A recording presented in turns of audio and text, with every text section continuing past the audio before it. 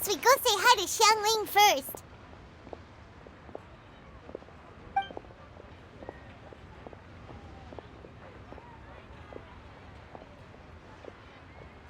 Huh? Xiangling? What a pleasant surprise meeting you here! Oh? Why, the pleasure is all mine, as is the surprise, surely. It must be fate that brings us together in this place. How have you fared as of late? I sense you are older and wiser than the last time we met. It seems your travels continue to yield valuable insights. You are too kind. So, Xiangling, are you here to listen to stories over tea again? I had originally planned to set out after this last round of tea. However, I had planned to take a walk to Qingse village and gather some nascent bamboo shoots, which are currently in season. A villager there once gave me a small sample, and they possessed a most excellent flavor. Huh? Nascent bamboo shoots? Why can't you just use normal bamboo shoots instead? Wait, Paimon knows! Because Zhongli prefers the finer things in life, right? Okay, Mr. Particular, let me guess. Ahem. The nascent bamboo shoot has a uniquely tender texture and a delicate sweet taste that its normal cousin cannot match. An astute observation, Paimon. You know me well indeed. Lantern Rite is almost upon us, but besides the bamboo shoots, there are a few other items I have not yet procured from Director Hu's list. May I ask? Well, we were planning to use the opportunity to say hi to some of our friends, but before we were able to figure out a schedule, we ran into you. Well then, might I invite you to imagine the sheer delight that is a soup cooked with the freshest nascent bamboo shoots in all the land. Generous cuts of pork belly and crisp, fragrant bamboo shoots placed together in the pot and left to simmer slowly for half a day. You're doing this on purpose, aren't you? Paimon's onto your plan. You just want to hoodwink us into fetching your bamboo for you.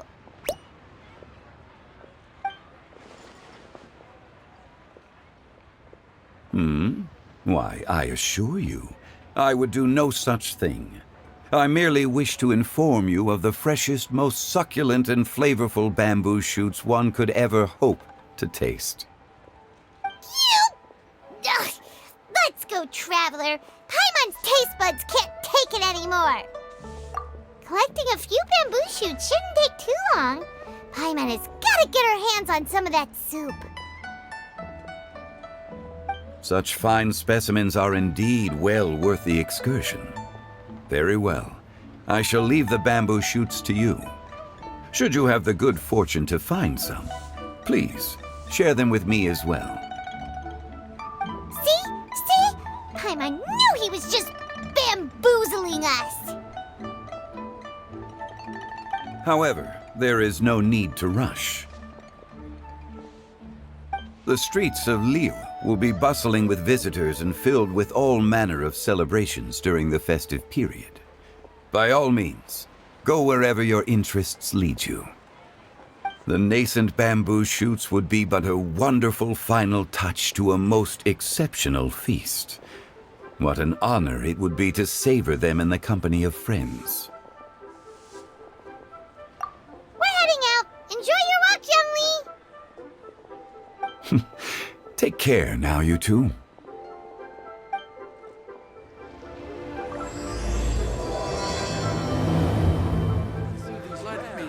As for Director Hu's list, I shall attend to it after one last round of tea. Bamboo shoot, nascent bamboo shoot. Oh, this one's only just sprouted, and it looks super fresh. Paimon thinks this is the one.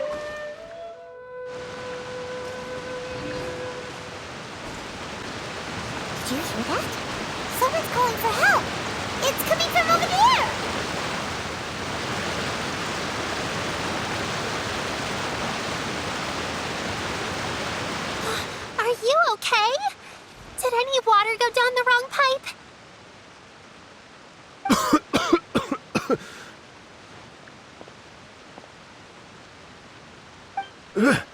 I think I'm okay now. Thank you so much. That was scary. Well, at least you're all right. All thanks to your savior here. Oh, a little girl? Greetings, everyone. My name is Yao Yao. It's a pleasure to make your acquaintance.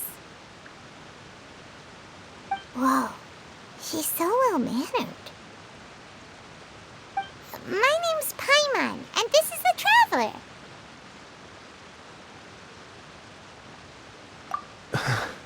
I'm Dvorak, a musician from Fontaine. I came through Stone Gate intending to head towards Liyue Harbor, but then I became captivated by the beautiful scenery, and before long, I was completely lost. Just now, I was so mesmerized by the waterfall that I slipped and fell into the water. If it weren't for Miss Yao Yao's help, I shudder to think what might have happened. It's all right, Mr. Dvorak. The splashing around the bottom of the waterfall means the stone path is always wet and slippy. You definitely have to be careful. Next time you're exploring an unfamiliar environment, try to focus on what's right in front of you. Don't let your mind wander. As long as you watch your step, accidents like this won't happen anymore. Yes, ma'am. I understand. I'll remember to be more careful next time.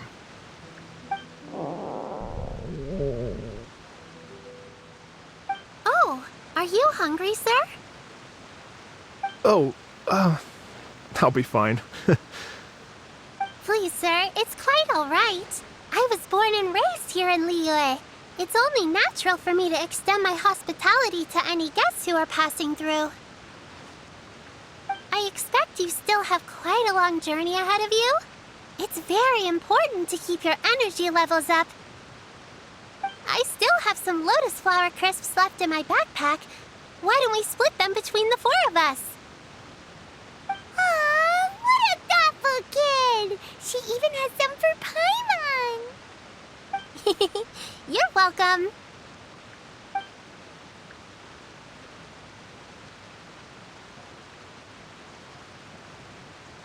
Mmm, so tasty. If only there were more. Having a healthy appetite is a good thing. It means Paimon's still growing. If I'd known I was going to run into you, I would have made a second batch. Hope you're taking notes, Traveler. This is how you treat your Paimon.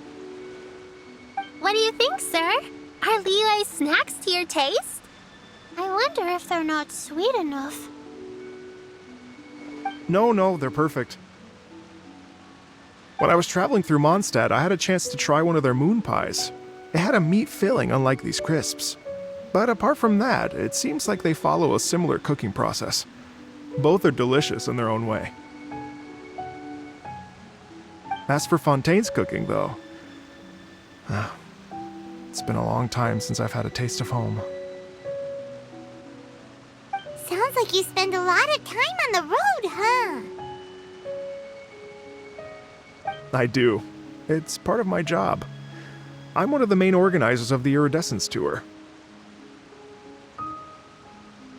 Iridescence Tour? The Iridescence Tour is one of the biggest music festivals in Fontaine. We're looking to expand, though.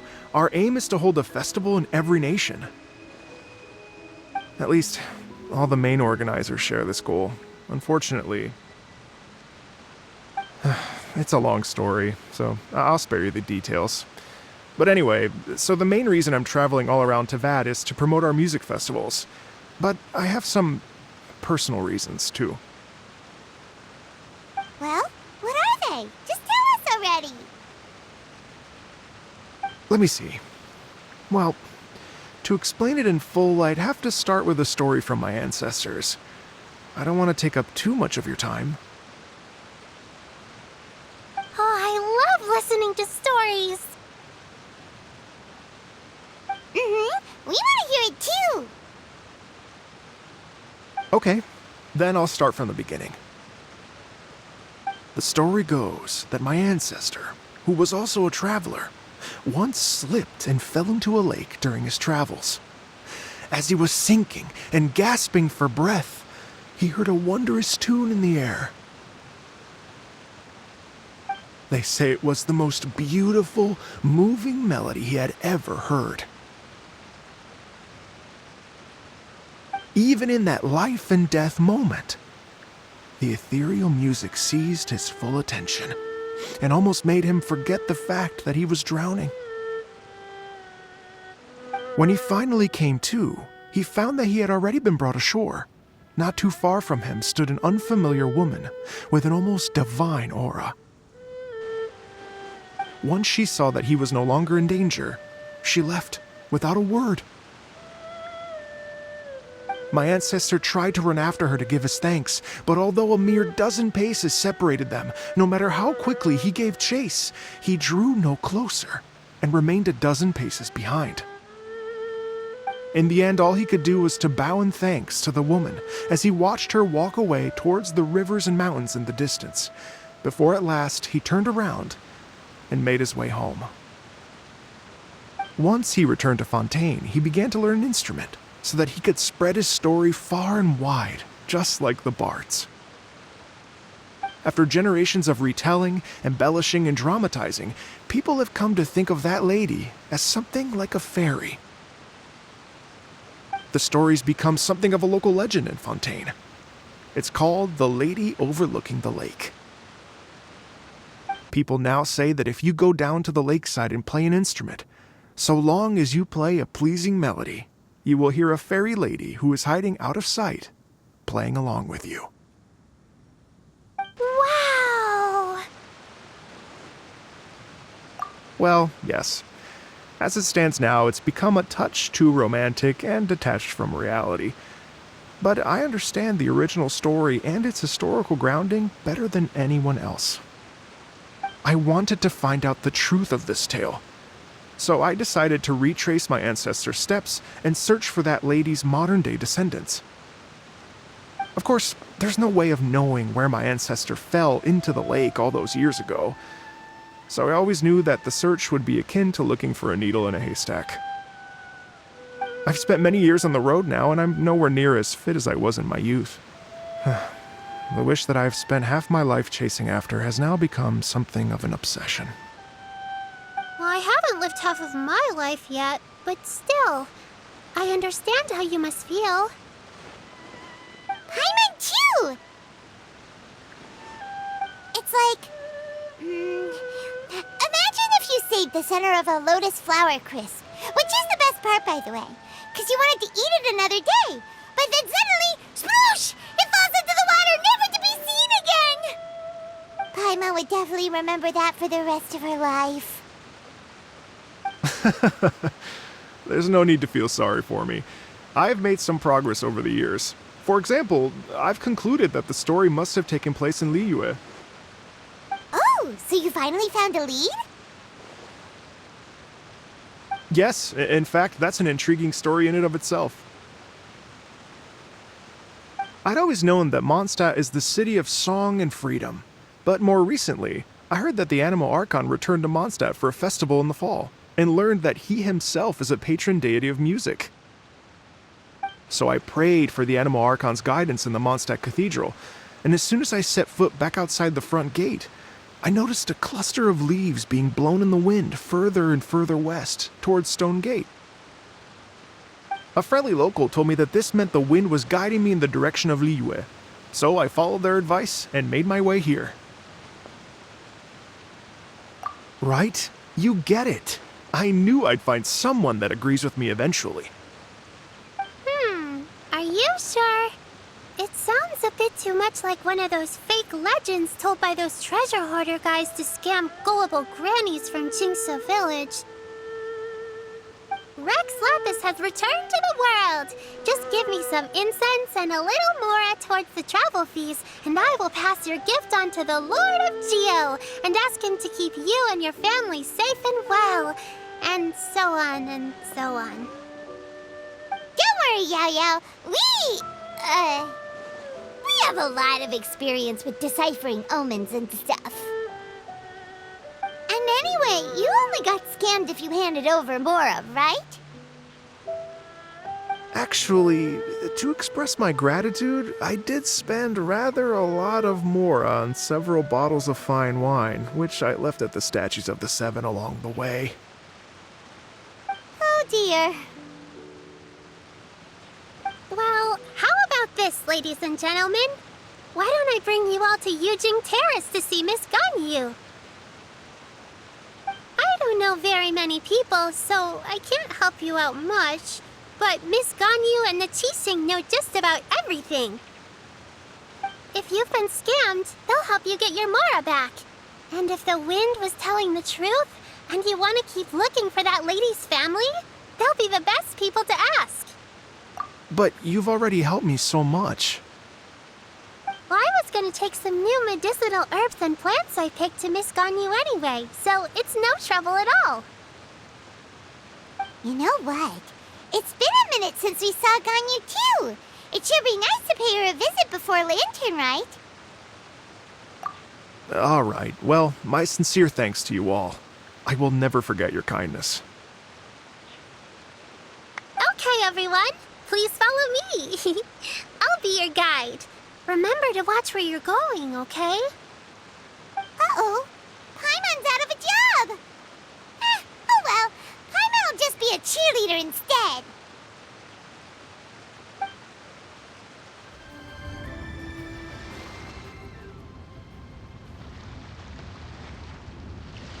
Wow, Liyue Harbor looks very different from when I came last. It's almost as if I'm listening to the same melody, but with a richer timbre and new variations added. Well, we are here during Lantern Rite after all. It only comes once a year, so they always have a big celebration. It's fair to say that this time of year is when Liyue Harbor looks the prettiest. Great, let's go and check it out. I can't wait to get into the city and see it all up close for myself.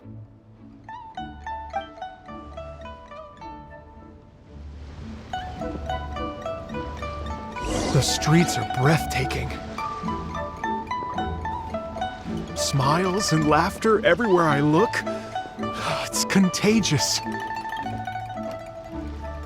I can almost feel the music in the air. I have the urge to start waving my conductor's baton. I'm glad that you're enjoying the city.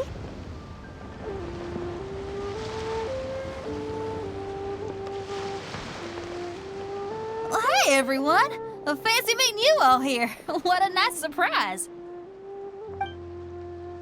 Hello, Xinyan. Let me introduce some new friends. They are... Traveler, Paimon, and Mr. Dvorak, right? I've known them all for quite a while. When I was last here to advertise a Liyue stop for the Iridescence Tour, Xinyan was one of the few people willing to give me the time of day. Well, feels like I've been chasing this Iridescence Tour bandwagon halfway around the world, but I keep getting stood up. What's going on, Mr. Dvorak? I'm so sorry, Xinyan. We've had a string of terrible luck recently, and every time we've tried to put on a show, something or other has come up to stop our plans from materializing. Is that right? I guess it can't be helped. So, what brings you to Liyue Harbor at this time of year anyway? Thinking of putting on a music festival during the Lantern Rite celebrations? A Lantern Rite music festival? Yes, please! No, I'm actually here on personal business this time. Oh, so no Lantern Rite music festival? I mean, that's not just up to me. Hosting a music festival takes a lot of funding and personnel. Moreover, I've never worked with the Liyue authorities before. Even if I were to start putting something together right now, I think it'd be too rushed. Wait, but we're going to meet the Liyue Qixing, aren't we? And they're the ones in charge. Uh-huh, that's right. Miss Keqing and Miss Ningguang can make anything happen. You mean... what? This is the perfect opportunity! way. Well, sure, it might not work out, but it can't hurt to bring it up as a suggestion. That's the spirit! See, even the traveler agrees with me. Mr. Dvorak, don't let yourself be put off by the fact that a few things haven't worked out recently. As for the performers, I can put you in touch with some local artists. My friend Yunjin is a well-known opera singer in Liyue. With her support and a commissioned song from the Yunhan Opera Troupe, we should be able to get something going. But what about you, Xinyan? Are you just going to sit this one out? What do you take me for? If we actually managed to make the Iridescence Tour Lantern Rock Grand Concert a reality, you think I'd let anyone else perform the opening act? Wow! There's that rock and roll spirit! What do you say, Mr. Dvorak?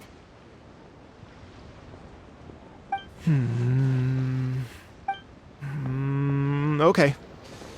I'll give it a shot. But the opening act is not something to be chosen lightly, Xinyan. I will judge your work by the strictest of standards, so please make sure you are fully prepared. Are you kidding? I thought you'd never ask. Whew, guess my shopping time's getting cut short. I'm gonna head back right away and start working on this. Yao Yao, if you run into your senior on the way to the Qixing, please send her my regards. Okay, I promise I will. Good luck with your music, Xinyan. You've got this, Xinyan!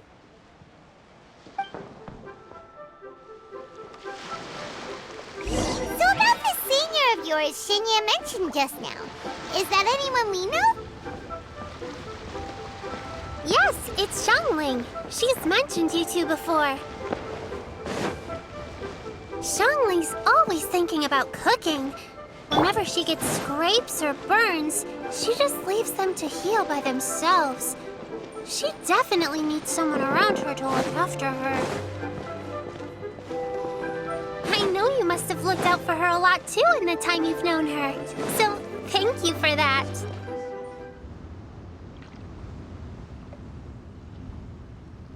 Oh, it's Master! Is it okay if I go and say hi to her?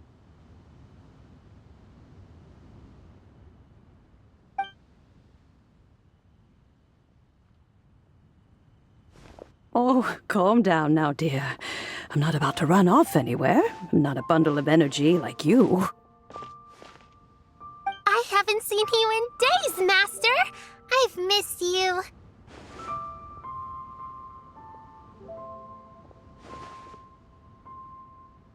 Oh, bless you, Yao Yao. You do say the sweetest things. Ah, look who it is. Visiting friends during the lantern rite, are we? You're half right, Madam Ping. We were also trying to help out Mr. Dvorak over here. We were on our way to take him to see the Qixing. Hello, ma'am. I am a musician from Fontaine and an organizer of the Iridescence Tour. I don't suppose you've heard of it. Master! The Iridescence Tour is a super famous music festival! Oh, an old lady like me wouldn't know much about that sort of thing. A music festival, you say? It sounds terribly exciting. Oh, right! Madam Ping, how would you feel about that? You're an elder of Liyue, and you know all about Liyue's cultural traditions. Hearing your thoughts would definitely help us figure out how best to approach it.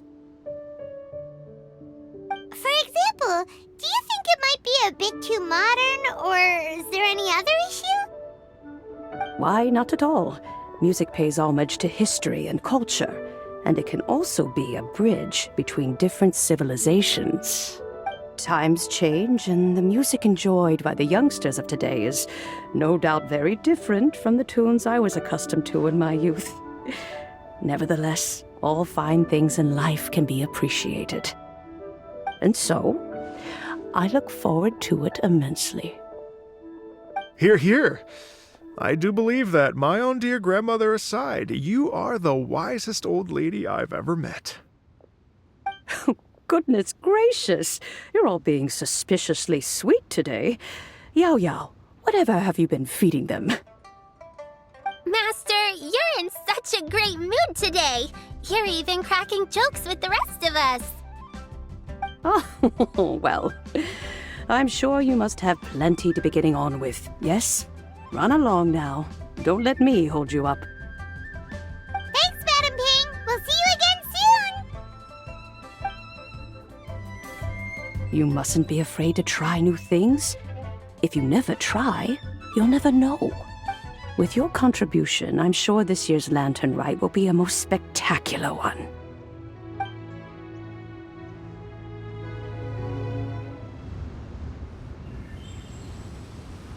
And when you meet with the Ministry of Civil Affairs, please remind them that the festivities are not an excuse to procrastinate their work.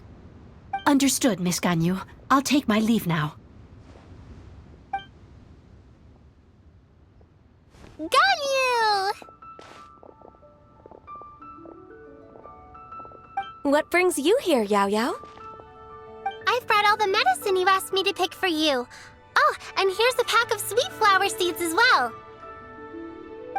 Also, these dried genshin leaves make a great pot of tea that's very good for you. I know you've had a lot to deal with at work recently, but you shouldn't push yourself too hard. If you're not careful, you'll end up falling asleep in the grass again. Well, this is weird. It's like a responsible younger sister talking to their disorganized older sister. Ahem.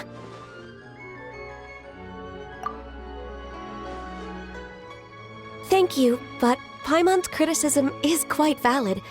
I do have a tendency to neglect matters outside of work, and that's something I should improve on. Oh, my apologies. I don't believe we've been introduced. Ah, Paimon will do the honors.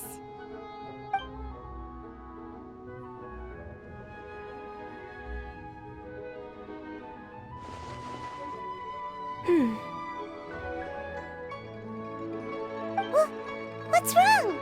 Did Paimon go over everything a bit too fast? It's definitely an ambitious plan. If there's anything you didn't quite catch, Paimon's more than happy to go over it again. It may be a little difficult to make this happen. Oh? Well, the Lantern Rite is the most important festival of the year. Our celebrations must not only be visually spectacular, but also appeal to the tastes of Liyue citizens from all walks of life. The Iridescence Tour is relatively unknown in Liyue. It's difficult to predict how a brand new show will be received. It would be quite risky for us to bet everything on this one music festival. All very valid points.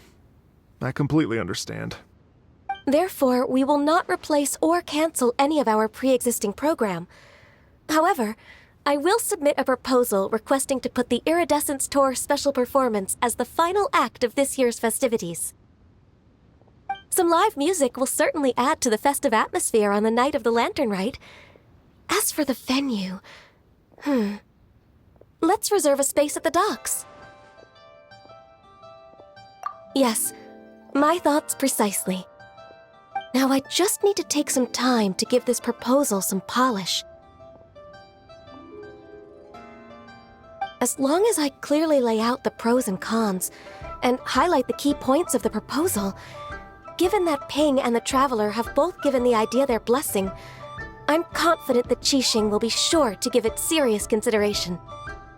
Mr. Dvorak, I will need to discuss with you the number of musicians who will be coming to Liyue, as well as their catering and accommodation requirements. Oh, yes, certainly. Let's step to the side and discuss further.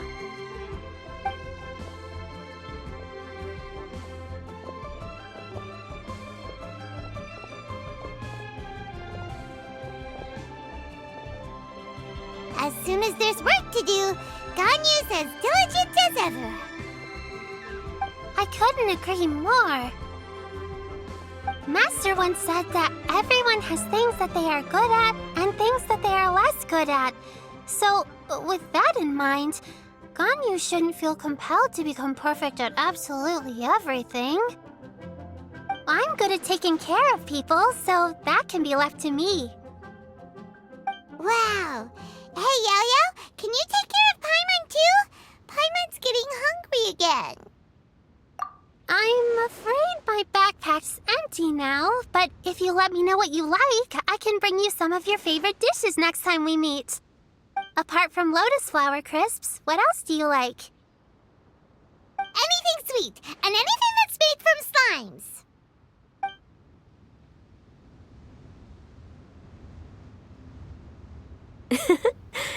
Here's what I've drafted so far.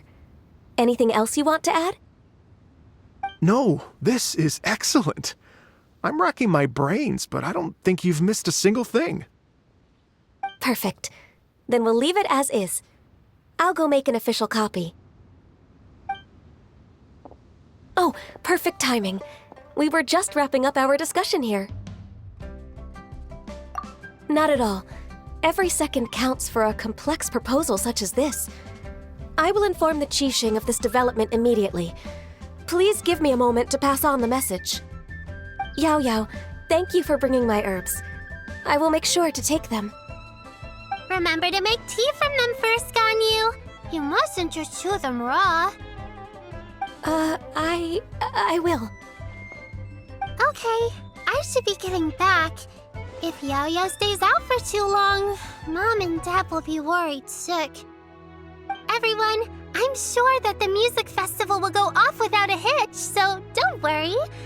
And in case I don't see you before, I wish you all a very happy Lantern Rite. Thank you, Yao Yao. Happy Lantern Rite to you, too. We should go get dinner together sometime. That lady I just talked to, Ganyu, she really thinks of everything. It got me wondering, could it be that all our failed attempts so far have been down to our failure to properly prepare for different contingencies?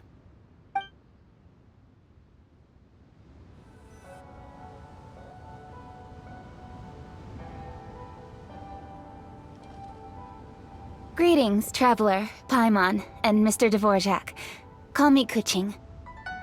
Ganyu has brought me up to speed on everything. I'll get straight to the point. The Qixing have approved Ganyu's proposal. Over the next few days, I will be working with Mr. Dvorak on behalf of the Qixing to facilitate the organization of this concert. Yay! That's awesome! Please. The Qixing have a duty to deal with matters such as these. We have merely moved things forward to the next step. On a more personal note, I am an avid supporter of all things new and innovative. As such, it is my privilege to work with you on this exciting project. Thank you so much, Kuching. I'd become quite discouraged after our recent failures and was expecting the same outcome once again, so I didn't dare to get my hopes up. Never in my wildest dreams could I have imagined this going so smoothly. It's like a dream come true. Right, time for me to call in the performers. To stage a concert at a high-profile event like this is a rare opportunity. We'll make sure it's a night to remember. Yes! Our music band's finally getting fired up! Yes, indeed. I know exactly what I'm doing from here. For a musician, music will always be the language they are most fluent in. Oh, that. That can wait for another time. Oh. Ganyu? What's wrong? They told me all about Mr. Dvorak's situation, but I was so engrossed in drafting the proposal that I forgot all about it. Oh, that's quite all right. I don't even know what the person I'm trying to find looks like, so it was always going to be a long shot. Don't worry about me, Ganyu. Your time and energy are needed elsewhere. I'm sure you already have plenty to deal with between this concert and everything else going on during the Lantern Rite. Thanks. It was just that I had a few initial thoughts when I heard your story. For instance, I wonder if this lady your ancestor met might have been an Adeptus. What do you think? To tell you the truth, Mr. Dvorak, I am somewhat related to the Adepti myself. I am part human and part Qilin. The Qilin is an illuminated beast. I know how important your quest to get in touch with your roots must be to you, because I've been there myself before, trying to find out where I belonged. Did you say the Adepti? And you're illuminated beast? Part Qilin? Are you telling me all the rumors of the Liyue Adepti are real? So it's not just artistic license? You bet they're real! Trying to track them down is tough, though. Like Julian Karst itself. There's nothing specifically stopping you from going there, but getting in and out of there is quite an ordeal. Yes.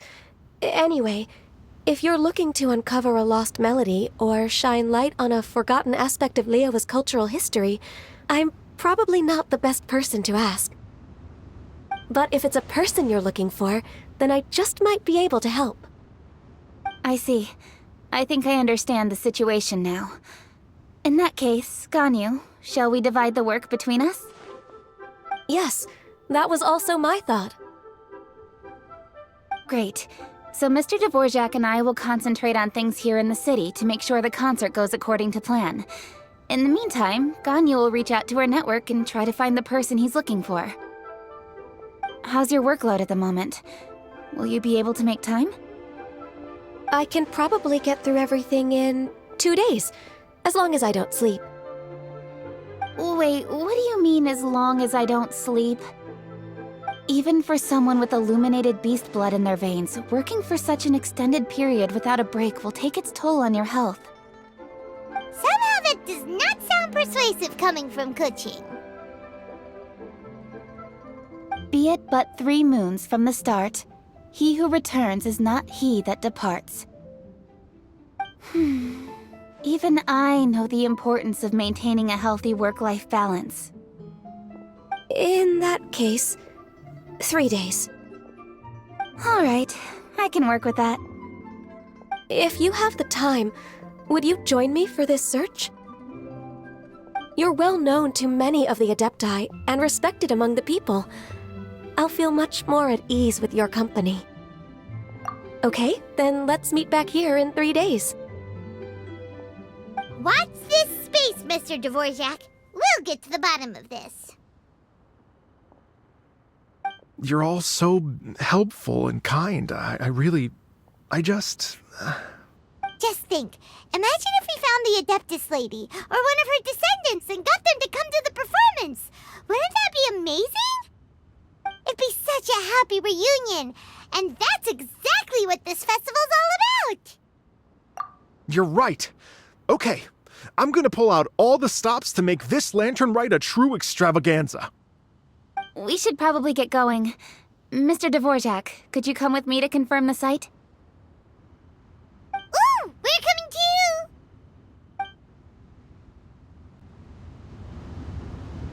too! I was wondering, what are your thoughts on music? What does it mean to you? Music sounds nice? Truth be told, the question of what music means to people is one that I've been pondering for quite some time. Let's revisit this question after the concert. Lady Yuhang?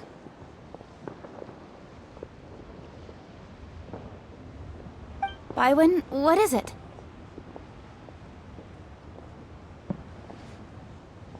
Per Lady Ningguang's orders, I've been gathering intelligence outside of the city with the goal of uncovering and dispatching any trouble ahead of the festival. I am told that a strange melody was heard somewhere along the coast. I was wary of investigating further on my own, so I was just on my way to report this incident to Lady Ningguang. But I'm worried that if we don't act right away, we may miss the window of opportunity to take appropriate action. I understand. In that case, Yeah, Kuching, you're busy enough as it is. There's There's a ton of different things in the city that needs your attention. Leave it to us. Don't worry. Whatever it is, we'll definitely be able to handle it. Well, he will handle it. With the Traveler on the case, it's as good as dealt with. Thank you. This will be a great help. I will inform Lady Ningguang about the situation. Once it's resolved, please come and find me again at Eugene Terrace and let me know. Will do! And say hi to Ningguang for us! You have my thanks, too. Stay safe and come back as soon as you're finished. Good luck.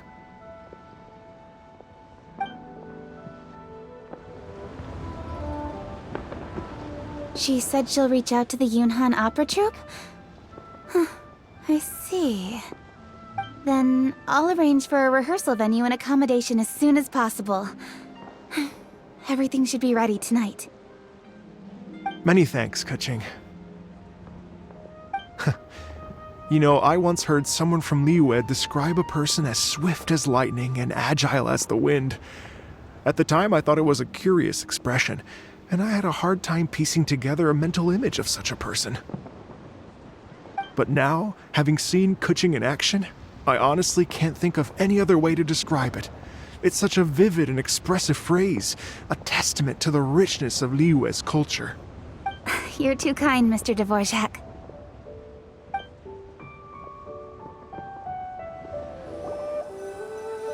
Byron said the strange tomb is coming from around here, right? But Paimon doesn't hear anything. There doesn't seem to be a soul in... I was just wondering who in their right mind would come out to a place like this. So, it's you two. Yeon! How'd you sneak up on us like that? You nearly gave Paimon a heart attack! You look pretty alive to me. Can't have spooked you that bad. Fair enough. Ah, you're here for that too? Saves me a bit of explaining. Come with me. I've already reconned the perimeter, so we should be safe.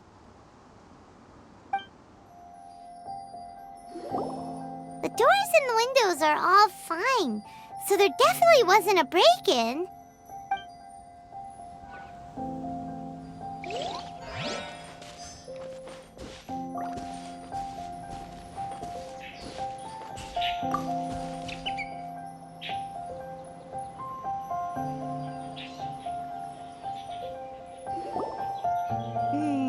The stuff by the door is in pretty good condition, though.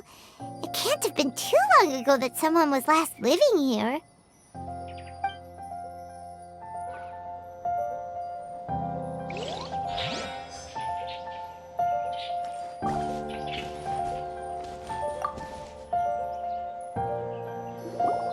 This place is completely empty. There's nothing valuable left here at all.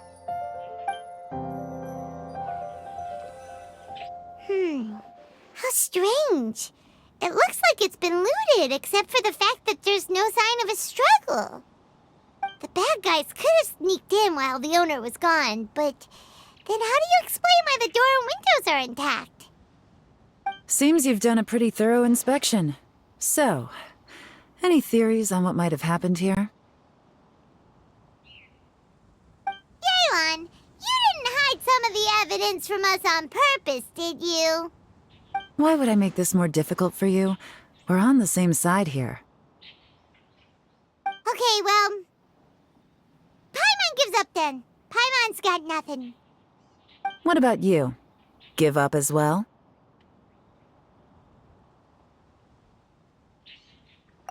Your instincts are pretty good. Or perhaps it's not instinct. The strange melody is one of the few pieces of information you have available, after all. Let me share a folk story with you. A long time ago, there used to be a group of bandits in the Liyue countryside who would sound a horn every time they were about to raid a village. But it wasn't a rallying cry to rouse their fellow men. It was a disconcerting tune, meant to intimidate the weak and warn them of their impending doom. To escape with their lives, the villagers would abandon their homes and flee overnight, taking only their most valuable belongings with them. Everything else was left behind. The bandits were eventually brought to justice, but the fear and trauma remained in the villagers' hearts. Whenever they heard that melody, they would feel like their lives were in danger once again, and flee immediately. The culprit of this crime exploited that very fear to get access to this house without having to force their way in. Whew! That's quite the story. The victims obviously will have gotten quite a fright, but at least they won't be in any great danger. The important thing now is to find this copycat criminal. On any other day, that'd probably be a good idea. Unfortunately, it's not gonna work today. Take a look around and you'll see what I mean. This criminal is clearly well-versed both in using music to commit crimes and in making a clean getaway. Not only did they stay off the muddy road to avoid leaving footprints, it looks like they were also careful not to bring any gadgets with so much as a trace of elemental energy. Evidently, they were intent on keeping even the most experienced investigators off their trail. Unfortunately for them, I'm one of the best trackers in the business. They're not about to get away with their little scheme on my watch.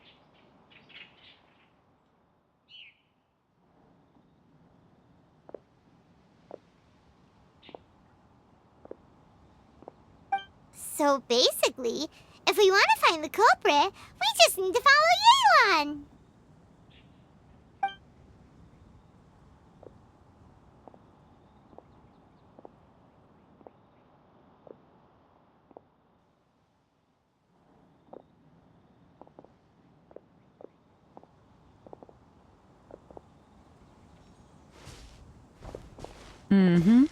As long as you can keep up. Since the culprit's trying to be cautious and low risk, I'll bet they left through an area with some vegetation for cover, but not so much that it would slow them down.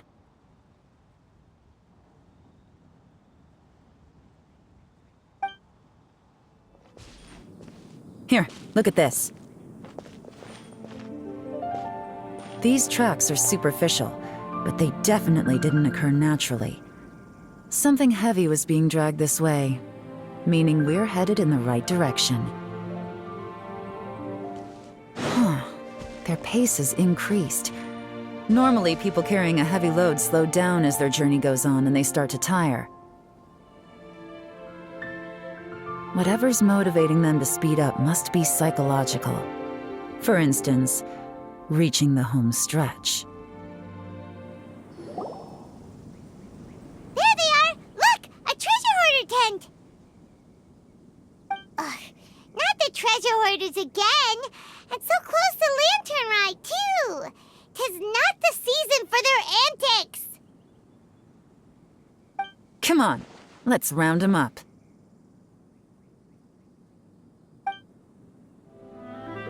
Hey! Who are you? Where did you come from?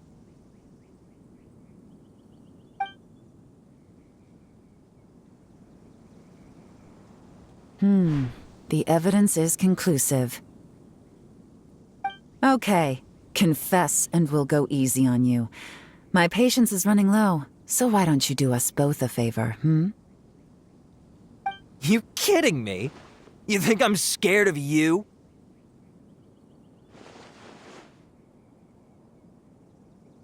Perhaps not, but you should be. Curses. Seems like you're not all talk after all. There's no going back now. Better up my game. Mercy! Have mercy! Oh, it's a little late for that. I've come this far, I might as well finish the job. I surrender! I surrender, please! I'll do whatever you say. Please have mercy. Tell us everything. You have one chance, and I'm warning you. Don't make me ask twice. I won't, I swear.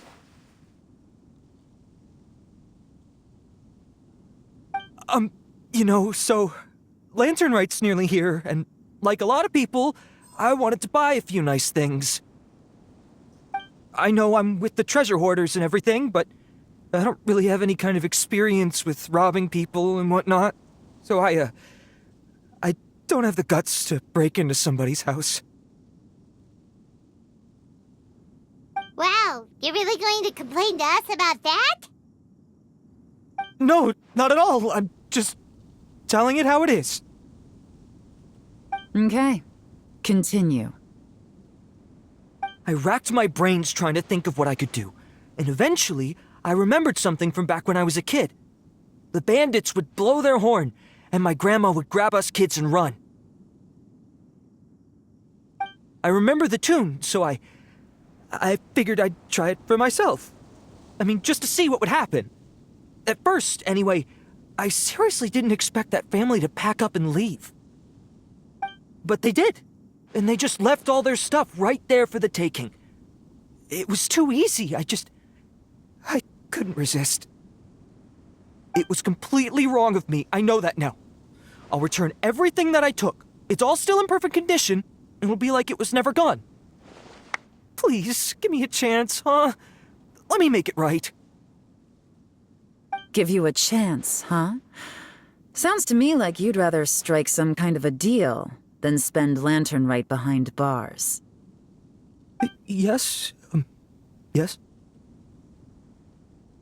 You know how to bargain, I'll give you that. It's just a pity that you didn't confess at the first opportunity. You'll have to take a walk with me. Once we've returned the goods, we'll find the owner of the house, and you can apologize to them in person. After that, I'll escort you to the Ministry of Civil Affairs. Yes, ma'am! You know, as a former victim of this kind of crime yourself, I doubt anyone understands the fear you inflicted quite as well as you do. Does your greed matter more to you than your fear? More to the point, if you can play a tune from memory, don't you think you should be capable of making an honest living? You mean... That's enough hints for you. You'll have plenty of time to reflect on all of this yourself. There's not much left to wrap up, so I'll take it from here. Guess this is where I'll say goodbye.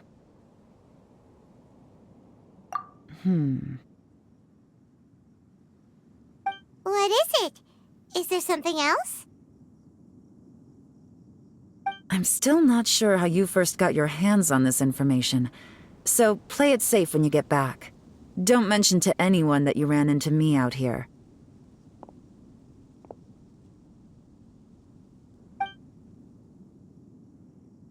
You helped a lot with the investigation and arrest anyway, so it's perfectly fair for you to get all the credit.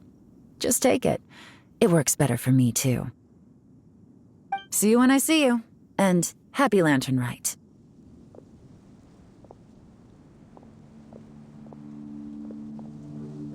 Yeon's such a pro at this. With her taking it from here, it's as good as resolved. Whoosh! Random event, a strange melody, complete! Although, it's kind of a shame that we never got that treasure hoarder guy to play the melody again. 'Cause Paimon's curious, that's why. It's like when you have a tune stuck in your head, but you don't even know what it is. It's driving Paimon crazy. When we were chatting with Mr. Dvorak, music seemed like such a positive thing. And most music is, right? It can help us relax, feel all warm and fuzzy, recall happy memories, or even just think happy thoughts. Paimon never imagined that music could be used to commit crimes. Oh, really? Huh. Makes sense. Paimon's musical understanding improves again! Well, anyway, now that everything's resolved, let's get back to Liyue Harbor. Byron's still waiting for us with our random event rewards. Byron, we're back! Everything's all sorted. great news! Oh, please wait here a moment if you would be so kind. Lady Ningguang instructed me to advise her upon your return.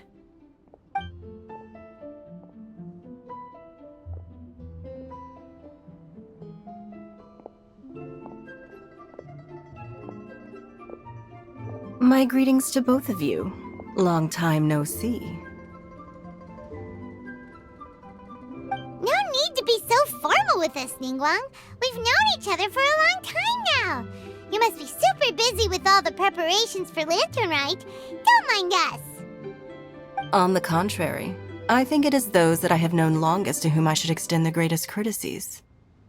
Alas, on a different day, I would invite both of you inside for some tea and a brief respite from your travels. But you're quite right. Trivial matters aside, there's no escaping the fact that we have a grand concert to organize. Once the performance itself is over, we'll then need to invite the representatives of the Iridescence Tour for a discussion on future collaboration opportunities. The financing arrangements alone could well entail many rounds of discussion. Simply put, there will always be work to do. Whoa, you're already thinking that far ahead? Well, we can discuss more current affairs if you'd prefer. I trust you saw this year's Mingxiao lantern at the docks when you arrived at the city? Yeah, it looked like a goose. Which Adeptus is it modeled on this time? Sea Gazer. I believe you're familiar with the name. Legend holds that he was free-spirited and easygoing. People described him as a cheerful soul and a loyal friend. On this marvelous lantern rite, we pray that the fallen heroes may be guided home. If the sound of music can flow like the rivers and streams into every corner of the land, perhaps the souls of those who have gone before us will hear the song of a new era. I wonder whether the melodies will be to their liking. Oh, they're gonna love them. Paimon's sure of it. At least, if the guy you mentioned is anything to go by, the Adepti and heroes of the past sound like a positive and free-spirited, cheerful bunch. They're sure to be open to new music. Well, let's hope so. I heard that you'll be going on a search with Ganyu to find the descendants of a fairy lady from a Fontaine legend. I'm sure this quest to uncover the truth behind an ancient story will turn into a most charming tale. Do share it with me, won't you? I couldn't bear to miss out.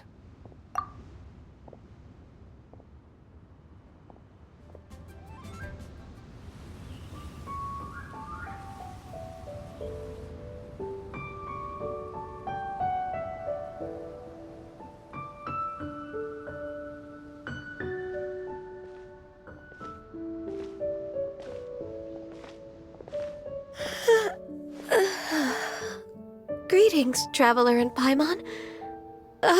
What time is it? Are you okay, Ganyu? You were nodding off there. Didn't you sleep well last night? I'm fine. Don't worry about me. Let's discuss the matter at hand. Since last time, I've been thinking a lot about the story Paimon told me. In essence, someone rescued a drowning man and performed some music. If that were all there was to it, it could have been many people, human or Adeptus. But the tune was allegedly so wonderful that the drowning man forgot about everything else, even his own impending death, and only came to his senses after being brought to shore. Perhaps there was an adeptal power at work in that music that he, as a mortal, could not perceive. Or perhaps he sensed a power surrounding him but lacked the words to describe it, not knowing where it came from. Either way, if this part of the story is true, then the rescuer has to have been an Adeptus. You really think so? But this story is all the way from Fontaine. Isn't this a bit of a long shot? Also, Paimon's really curious about how people from Fontaine think this fairy lady looked.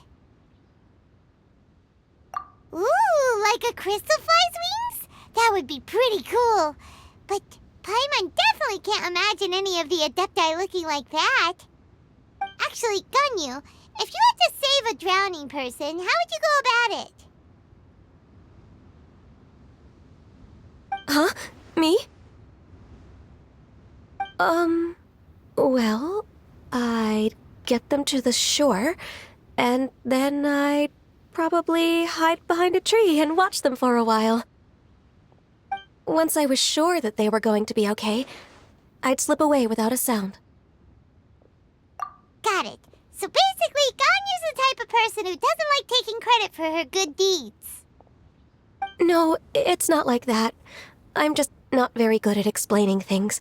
And I also find it really awkward accepting other people's gratitude. Well, what if this Adeptus in the story had a similar attitude? That would explain why she just left without saying a word. She was probably thinking something like, one was merely passing by and saw fit to address this egregious disruption to one's graceful zithering at once. You may keep your thanks to yourself. That was actually a very good impression of Cloud Retainer, Paimon. As far as I'm aware, Cloud Retainer isn't the most musically gifted. Still, we can't completely rule her out just yet. If we set off now, we could head to Mount Outsung and ask her about it. You'll be able to confirm either way if it's her, and I can, I've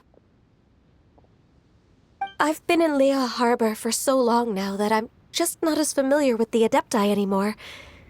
If there's anything we want to know about them, she's the best person to ask. Sounds great! And we're pretty close with Cloud Retainer by now, so we probably don't even need to bring her food this time, right? I've prepared a gift for her to mark the festival, just in case. However, Cloud Retainer spends most of her days studying mechanisms in her abode. She's on her own so much of the time that the moment she has someone to chat with, she just... Never mind. I promised I'd help Mr. Dvorak, and now that I've made the contract, I can't be having second thoughts. Traveler, Paimon, let's set off for Cloud Retainer's abode. Seems like this is a tough decision for Ganyu, but she's made up her mind now. Paimon gets why she'd be so anxious. Okay, how about this? If Cloud Retainer tries to start telling stories about her again this year, we should pipe up and change the topic. Wait, did she leave already? Hey, Ganyu, wait up!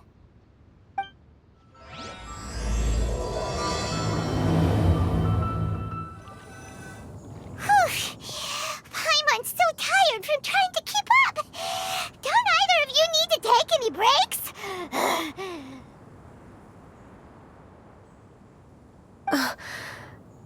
I can't believe it. Cloud Retainer is not here. Huh? Did we miss her? She doesn't like to travel, so in the past, it's always been the other Adepti who come to visit her during the festivals.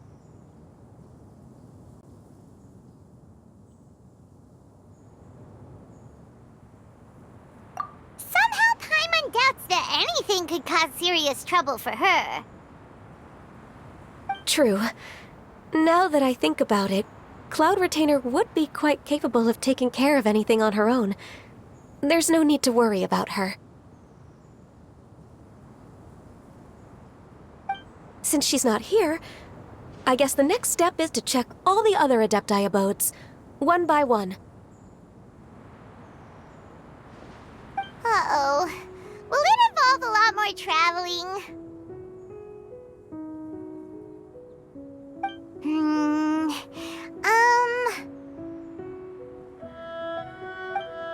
Got it! Paimon has a great idea! Please go on, Paimon.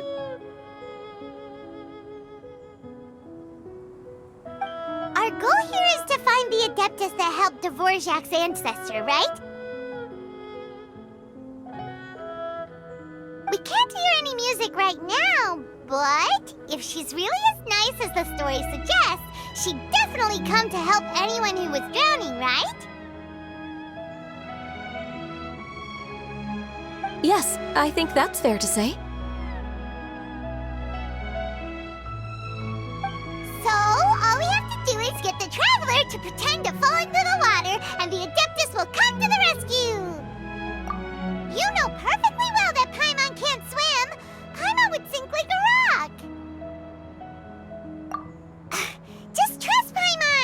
The water's pretty deep over there. Quick, swim to the very center.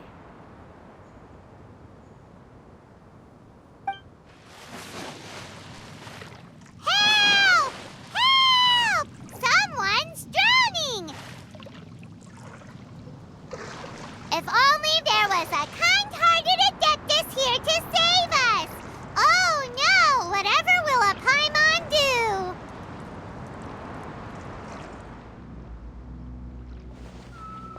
What is going on?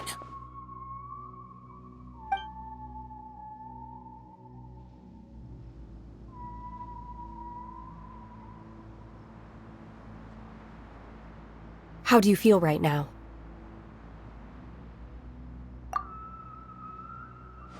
Shenhe!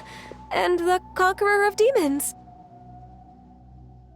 Why don't you say something? Please don't make Paimon explain it.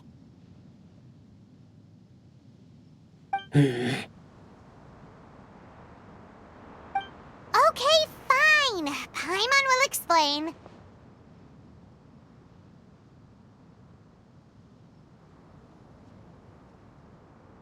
We're looking for an Adeptus who's good at being a lifeguard and playing music. But if the Adepti aren't gonna stay home, then how are we supposed to find them? It wasn't me.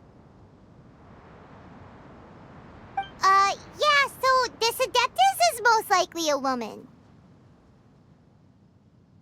And I am not an Adeptus, as you both already know, Traveler and Paimon. Okay, so this is Paimon's fault. No way Paimon would have suggested this idea if she'd known how awkward this was gonna be. Glad you're okay.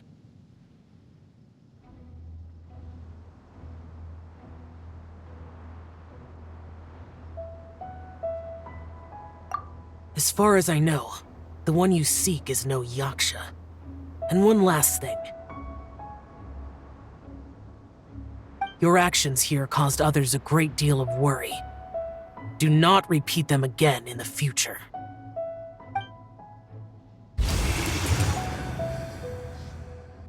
As ever, the Conqueror of Demons comes and goes, just like the wind. Right. I didn't dare to say a word just now. How's your training going, Shenhe? Have you made any plans for Lantern Rite? We could spend it together in Liyue Harbor if you'd like. Oh, I had planned to spend the festival with Master this year. However... Oh, speaking of Cloud Retainer, when did you see her last? Earlier this morning, she set off for Mount Hulao at dawn. I noticed she was using an Adeptus art of some kind to protect a mechanism that looked like a boiler. Maybe it was a gift for Mountain Shaper. I did not inquire. So we just missed her. Please excuse me for a moment. I think I'll leave the gift in her abode. Sure. Thank you.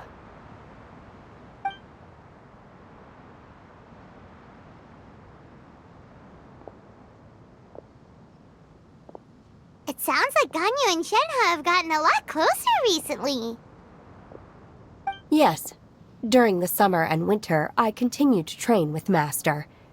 In the other months of the year, I have been learning to adapt to human life in Liyue Harbor.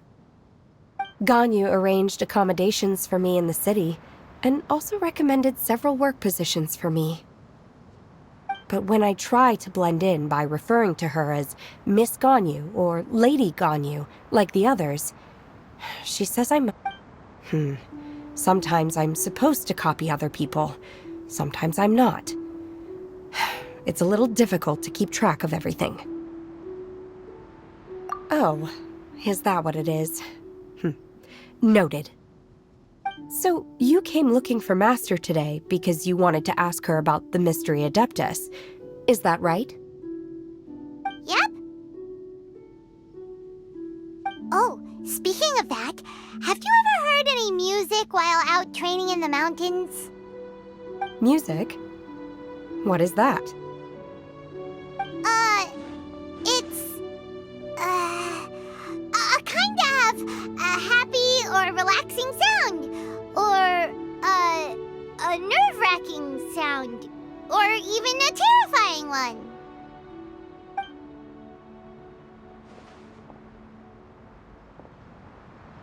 Okay, I'm done. I also left her a note so that she knows where to find us. We won't miss her again. Yay! That's really helpful. Thanks!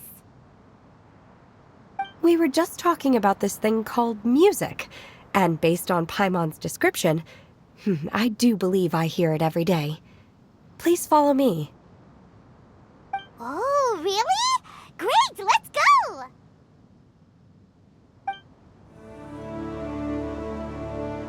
This is the place.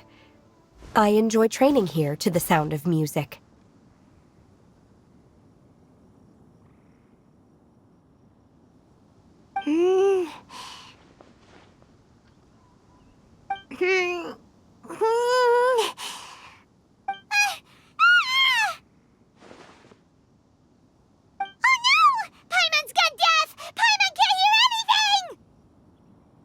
The faint sound of birdsong, the quiet murmur of the streams.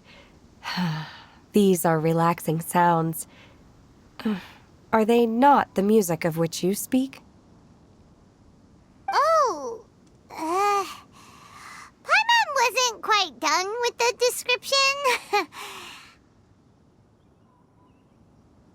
Okay, fine, it's all Paimon's fault. What we're looking for are not the sounds of nature, but melodies played on special instruments. Oh, and a melody is? Hey, don't you patronize Paimon! Let's get one thing straight. Paimon knows plenty of nursery rhymes, but Paimon does not sing on demand, without payment. Hey! Why don't you just sing that one melody Shen has heard before? It'll probably help her to understand what we're talking about.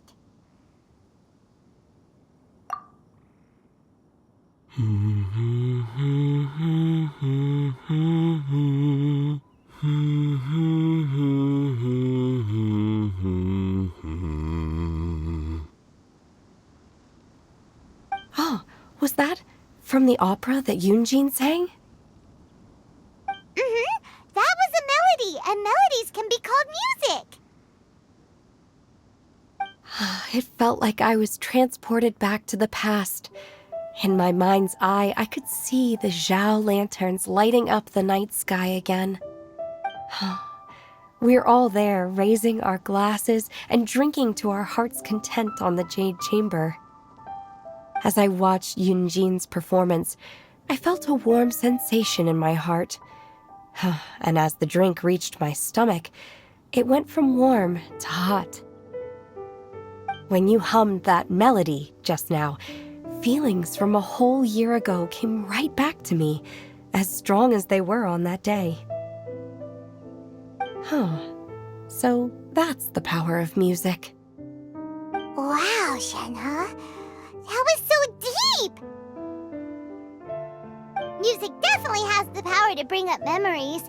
It's like a time capsule with all the special moments from our lives squished inside. What about you, Ganyu? Are there any melodies that have left a deep impression on you? I don't remember if my parents ever sang any lullabies to me. I know some local folk songs, and a few other things come to mind too. The songs of the sailors down at the docks, the little ditties that the vendors call out in front of their beloved shops, the tunes of folk artists performing on the streets. Yes, that's right. In the past, whenever I heard the sound of those tunes, I always felt that they were worlds apart from me. Nenny and Liyue probably view me as a non-human, and they are right, in the sense that I never could connect with humans' artistic expression and their sentiments. so I haven't been able to integrate into their community and be a part of their lives. At least, that's the view I held in the past. Only more recently did I start to realize that the only barriers are ones that I have erected with my imagination. The way those melodies make me feel isn't all that different from other people after all. They're about mundane details of everyday existence. Life's ups and downs, joys and sorrows. Even though we come from different backgrounds and have different stories to tell, when it comes down to the most common things that we see and experience around us each day in the city, in that sense, we're all the same. You go, Ganyu! You're really making progress. You have loads of friends in Liyue Harbor when you think about it. Like,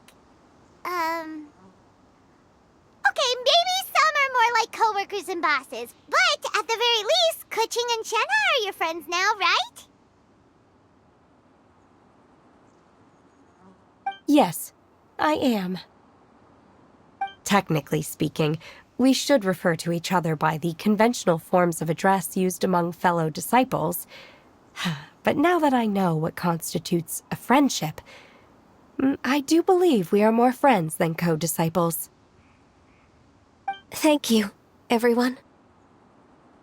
Once the days are warmer, I would like to host you at my home in the city. Please invite Kuching as well. I've planted many types of flowers. I'm sure some of them will be to your taste. You are too kind. I couldn't possibly. Nonsense. You are my friend. I have cultivated and cared for the flowers just as you taught me. Once you've seen them for yourself, I am sure you can advise me how to do an even better job next time. I will save some for decoration. We can feast on the rest. Then, thank you in advance. Wait, what is that saying again? If you insist? Do people say that? I'm not completely sure either. It doesn't matter, okay? You got the point across. No need to split hairs. Paimon's more concerned about your idea of a girls' night out. Eating flowers? Really? Does this have anything to do with you both being the disciples of that illuminated bird? Who dares refer to one not by one's Adeptus title, but merely as that illuminated bird? Master. Our greetings, Cloud Retainer. Ah! There it is! The illuminated bird has landed! Double humph. Now she has the gall to use it rather than she, even after being chastised once already? Barely a moment has passed since we last met, and yet your impertinence has reached new heights. Very well. If you refuse to learn your lesson, one shall scold you no further. One has received your message from Ganyu. On the matter of the Adeptus you seek, one suspects to know their identity. Well, shall one lead the way? I still have to complete my training for today, so I will bid farewell to everyone here. Very well. Await my arrival at one's abode later this night. On this special occasion, you should indulge yourself with some savory dishes.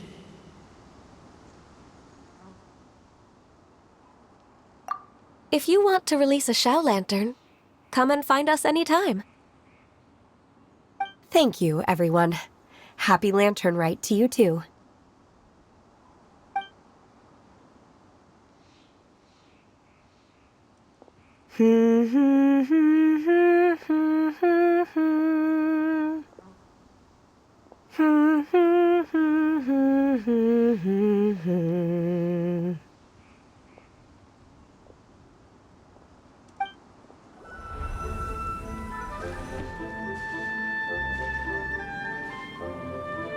Is this Quaily Plains?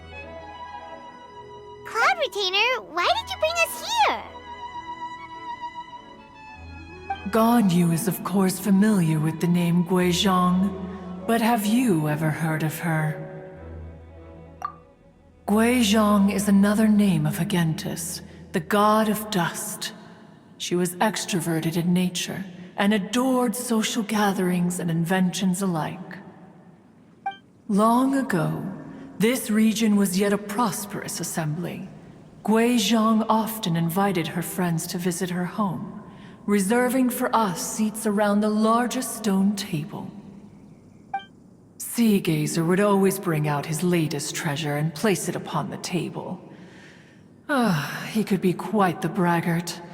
Though usually a mild-mannered fellow, when it came to those collectibles he was so fond of, he always loved to show them off. Paimon remembers that name. So that's what Sea Gazer was like. He was an old friend and a former rival. One has many memories of him. Once he had brought out the treasure, it would predictably become the center of attention. Neither Guizhong nor one was content to let him just steal the spotlight. So we would then also present our proudest mechanical creations. As Adepti, we were each gifted in our own ways, and naturally proud of our accomplishments in our respective fields of expertise. As a result, one often quarreled with Sea Gazer. His treasures were not even of his own making. He just used his exploration skills to dig them out of the ground. How, pray tell, could he compare to me, when every single one of one's accomplishments were crafted by one's own hand? Cloud Retainer, you are getting competitive again. One digresses. Regardless, every time an argument occurred, Guizhong would come over to watch us during our mutual lambastics. On some occasions, she would join in, and on others, she'd take one of us by the limb and start uttering the most ridiculous nonsense. What kind of nonsense? No kind of nonsense were we spared. Sometimes she would brazenly opine, why argue between yourselves when neither of you could ever hope to beat me? Other times, she would make unsolicited suggestions, such as, once you two are done arguing, let's go to the foot of the mountain and grill some meat. She always sought to make everyone happy, and one must say, she had quite the gift for it. No matter what nonsense she said, one never felt bothered or offended. It also helped that she never referred to one as that illuminated bird or lady bird. Come on, get over yourself! Anyway, just as our impassioned arguments would reach the apex of acrimony, Marchosius would bring his delectable dishes to the table. Who would dare snub the stove god and his wondrous creations? At the sight of him, we would all immediately drop the argument and prepare the table for a night of feasting and drinking.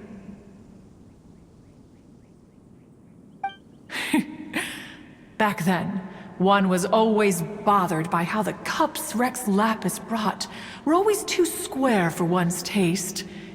Can you see yourselves ever enjoying a drink from a square cup?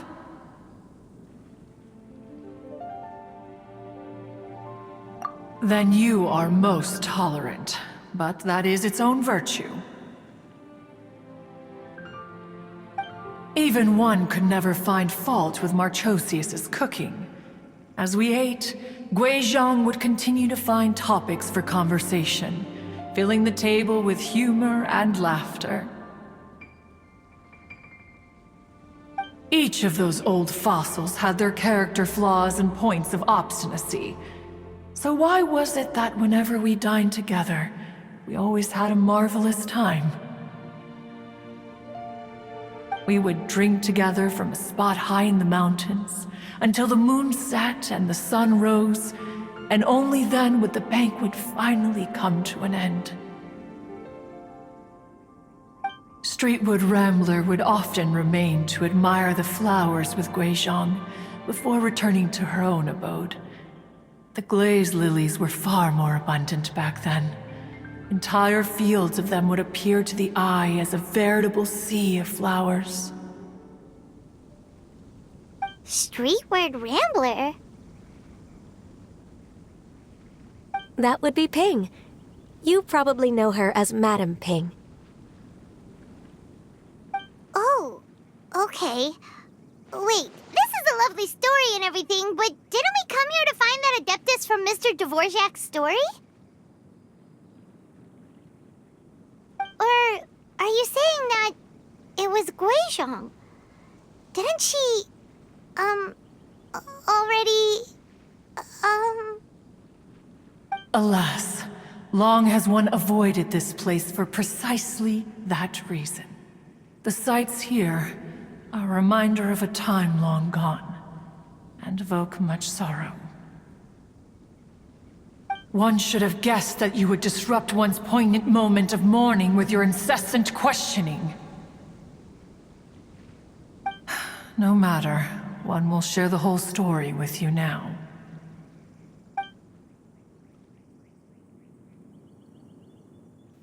In times gone by, one quarreled oft with Guizhong concerning mechanical principles. We each had our ideals, and neither would yield. Under the pretext of a social gathering, one invited the impartial Rex Lapis to judge the quality of our creations. But Rex Lapis declared that Guizhong's obscuro vulpus mechanism was superior. Though one was too proud to acknowledge it, in one's heart, one knew that Guizhong was indeed the superior talent in the mechanical arts. As for the story between Guizhong and Streetward Rambler, that begins with a certain bell. In Guizhong's opinion, while mechanisms were no substitute for human composers, they were yet capable of producing simple but fine melodies. But Streetward Rambler believed music to be an expression of the soul, an emotional enterprise that could never hope to be replicated by machinery. They argued endlessly, until one asked Rex Lapis to intercede. He confiscated the bell and designated it for ceremonial use. Thereafter, one would often find them convening in the mountains, discussing music, mechanics, and all the affairs of the mortal world. But these good times were not to last. War broke out between the gods, and soon engulfed the Guili Plains. Guizhong was overpowered by the enemy, and fell in battle. When Streetwood Rambler and I arrived at the scene at long last, all that remained among the ruins was her lifeless body. After this, at Streetwood Rambler's request, Rex Lapis granted her the cleansing bell for safekeeping. To honor our friend's memory, one made a few finishing touches to her ballistic device. Many lantern rites have passed since then. Many greetings and goodbyes. Upon what do you gaze? The Guili Plains? No. It's everything.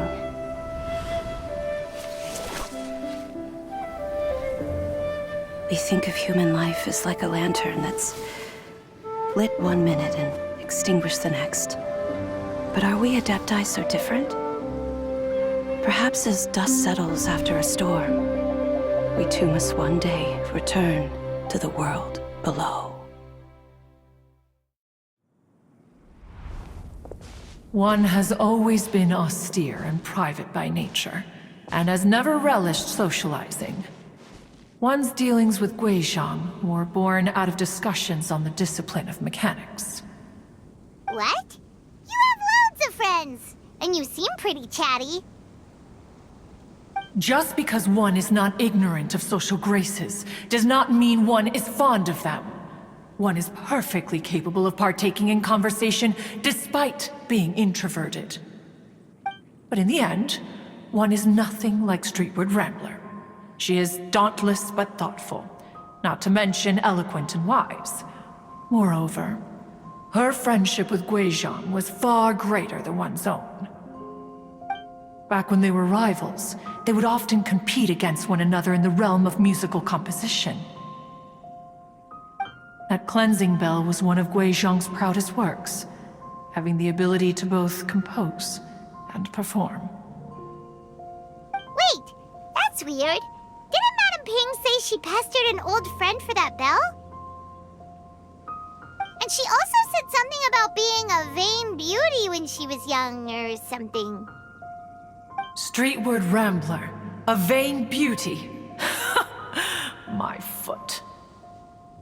That bell has a sad history. Clearly, she refrained from sharing with you the truth of its origins, since the right time had not yet come. As for her old friend, who else could it be?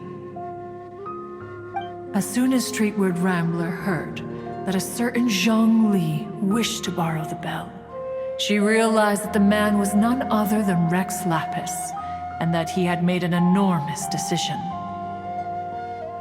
After all, we all have known each other for several millennia. Some things between us are implicitly understood. Whoa! So they were talking in secret code? Oh, Paimon did not see that one coming. Enough of your intrusions. Where was one up to? Ah, yes. One remembers now. The cleansing bell is powered by a mechanical art, and can be used to great effect as an accompanying instrument. After the passing of its creator, it was used on numerous occasions during rites of parting. But Streetward Rambler did not acquire it from Rex Lapis for the purpose of producing further funerary tunes. No.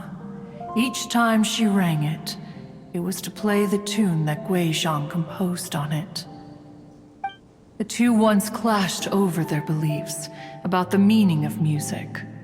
Who would have thought that with Guizhong's passing and Streetward Rambler's mourning, two tunes composed in discord would eventually become one harmonious composition?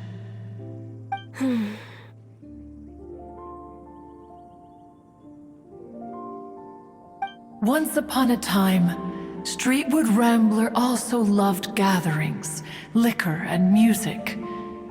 But after Guizhong passed, she preferred her own company. She could often be found sitting alone at a mountain summit, contemplating and reminiscing with her zither. The music would go from mournful to soothing to impassioned. Many years passed before she finally composed a melody to her satisfaction. In celebration, she played the tune to the clouds. Regrettably, one has only ever heard her play that tune once. Which brings one back to the matter you've been investigating. Perhaps it was during that performance that the ancestor of your Fontaine friend fell into the water and was saved by Streetward Rambler. But if she was so happy with the melody, why would she only play it once? One was also greatly perplexed by this.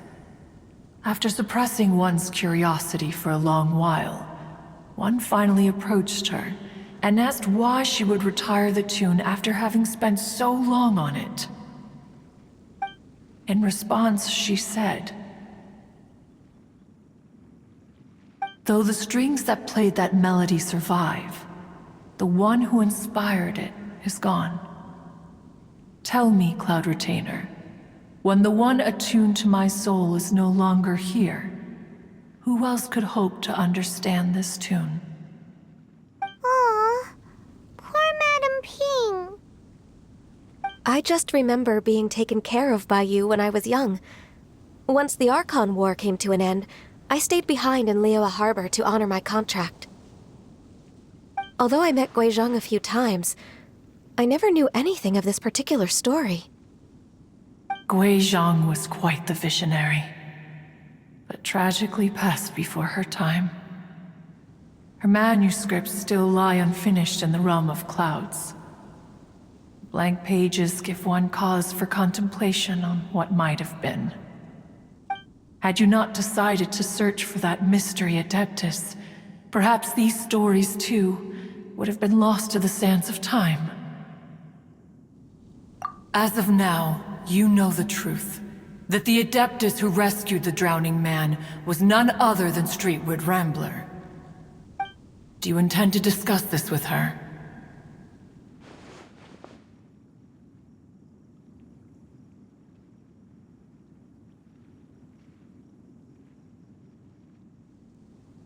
Do you mean Ping might find the topic too distressing? Precisely. The passing of our old friend is a heavy topic that both of us are usually careful to avoid. If I may be so bold, Cloud Retainer, could it be that this is just your own personal opinion? Oh? How so? I've been in Leo Harbor for quite a long time now, and I've witnessed many farewells along the way, so I too am well acquainted with the pain of the passing of a loved one. But this doesn't bring the city or its people to a standstill. They have to keep moving forward. Someone as perceptive and wise as Ping will surely have come to understand and embrace this. Though these immortal mountains have lost an Adeptus, the harbor of mortals has gained a wise elder. No loss can ever be undone, but there is always much that can still be gained. Ping has helped countless people, and will guide many others in the years to come, and all to whom she extends a helping hand become her friends, people she can admire flowers and discuss music with. Though it is heartbreaking to lose a kindred spirit, life goes on, because there are new friends waiting for you further down the road. We even asked Madame Ping what she thought about adding a music festival to this year's Lantern Rite. When we get back, why don't we just ask her if she'd like to perform? Maybe we can even get her up on stage. You youngsters and your imaginations. Why don't you come with us? It's been a long time since you last spoke with Ping, and Leo Harbor is always decorated so beautifully during the festival period. Is not every Lantern Rite the same in this regard? Were there ever anything new to discuss, one in Ping could meet any day of the year. I disagree. Each new day and each new year is different from those that have come before. How long will you simply let them pass you by? The edibles she brought this time were indeed quite delectable. Very well. Then one will be off. If the other old fossils have sneaked away into the city to amuse themselves, one shall soon find out. All right. We should be getting back to the harbor as well. We don't want to keep her waiting. Once the Guili Assembly, now the Guili Plains. Say, if we planted flowers there and cared for them carefully enough, do you think that one day we'd be able to recreate the sea of glaze lilies? Allow one to take back one's praise from a moment prior. You are still far too given to flights of fancy, child. What? Cloud Retainer? You were still listening? One observed that you were making no effort to leave, and returned to chasten and hasten you. This time, one is departing in earnest.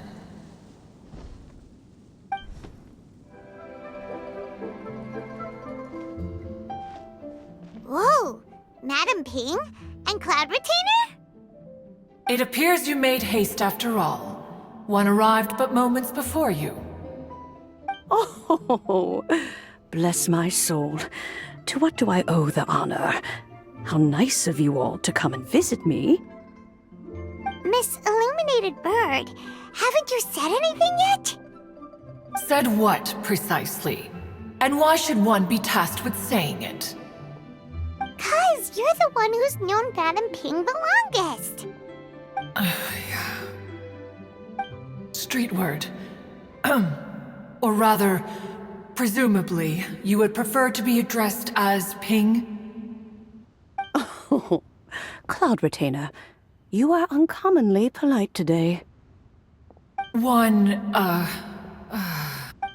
Given that Lantern Rite is almost upon us, the weather in the city is most pleasant, and a sweet floral fragrance lingers in the air.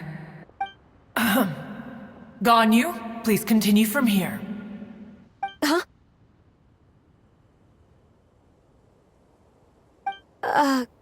All right. So, this all started because we were trying to help Mr. Dvorak find the Adeptus who saved his ancestor's life.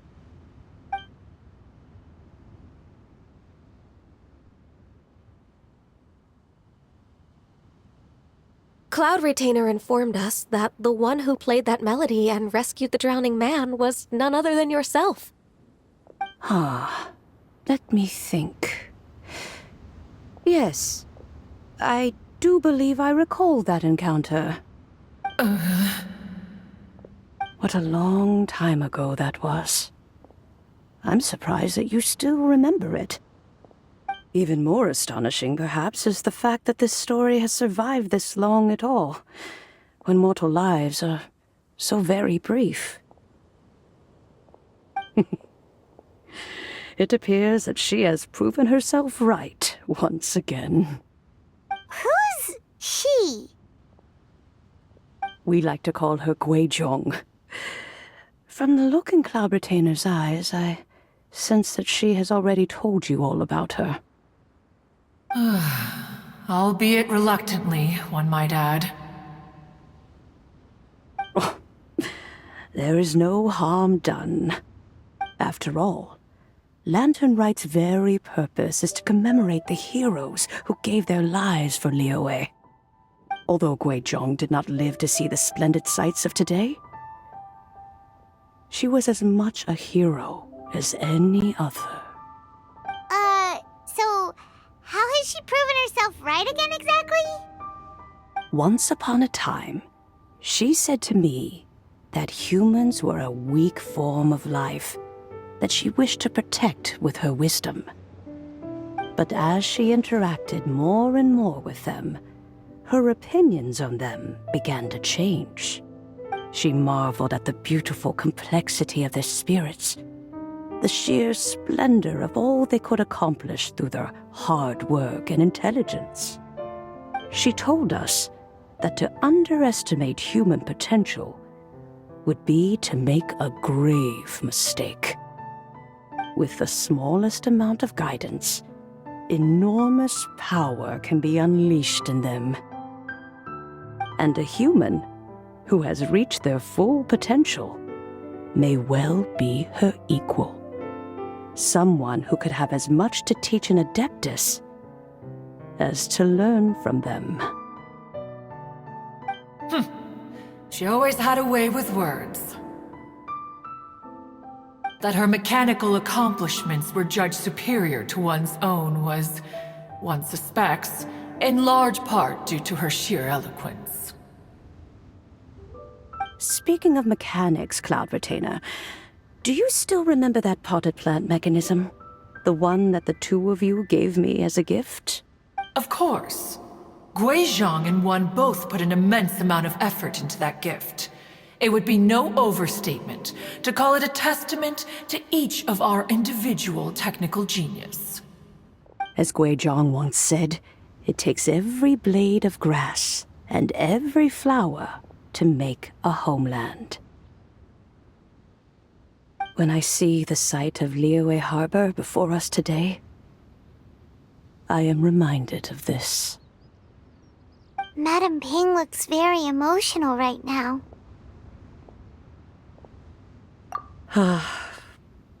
Of all of us, it was Gui Zhong who was the fondest of these grand and exciting occasions. Huh. If she were still with us, I'm quite sure she would still be trying to best Cloud Retainer's finest works at every opportunity. Liyue Harbor is always filled with the sound of music at this time of the year. If she were here, one is certain that she would seek you out to discuss and debate the virtues of various melodies. Oh, yeah! Music! We've been dying to ask. What was the melody that you played back then? Oh, also, with you being such a music expert and all, why don't you join the concert as a performer? I can make arrangements right away. Oh, as much as I don't wish to dampen your enthusiasm, it's been a long time since I played this zither. My fingers don't have the dexterity they once did. And whenever I play that tune, it always reminds me of her. I start wondering what she would think of the changes I have made to her melody. There was a period of time whenever I started strumming, it almost felt like she was back again. Sitting right there on the stone stool next to me, chatting away. Skybracer and Seagazer too, looking just like they did in the old days. No matter how much time goes by, the moment that melody starts playing, it transports me right back to that time in my memory. So the past still weighs heavily on your heart? Well, I would be lying to myself if I claimed to have completely moved on. But that is not to say that grief doesn't get easier with time. Despite the sadness, I have found many things that bring me joy in life. It is simply the nature of the world in which we live that, even if one wished to mourn for an eternity, it would be a nigh impossible feat. Just look at this potted plant. Isn't it stunning? It takes an honest and open mind to confront and conquer grief. You have indeed made... Be that as it may, I shall leave the lantern rite stage to the youth of today. Well, if you're sure. Granny! Whoa, what's everyone doing here? Did something bad happen? Ah, and now we've spooked Yanfei. No, everyone's just here to give me their regards for the holiday. Oh, that's wonderful, I'm glad! Well, in that case, happy Lantern Rite, everyone! Happy Lantern Rite! Oh, I just remembered that I have some, work to do at Yuehai Pavilion that I need to discuss with Yanfei. I haven't been able to find a chance until now. I will leave Mr. Dvorak in your capable hands. Cloud Retainer, Ping, we will be off for now.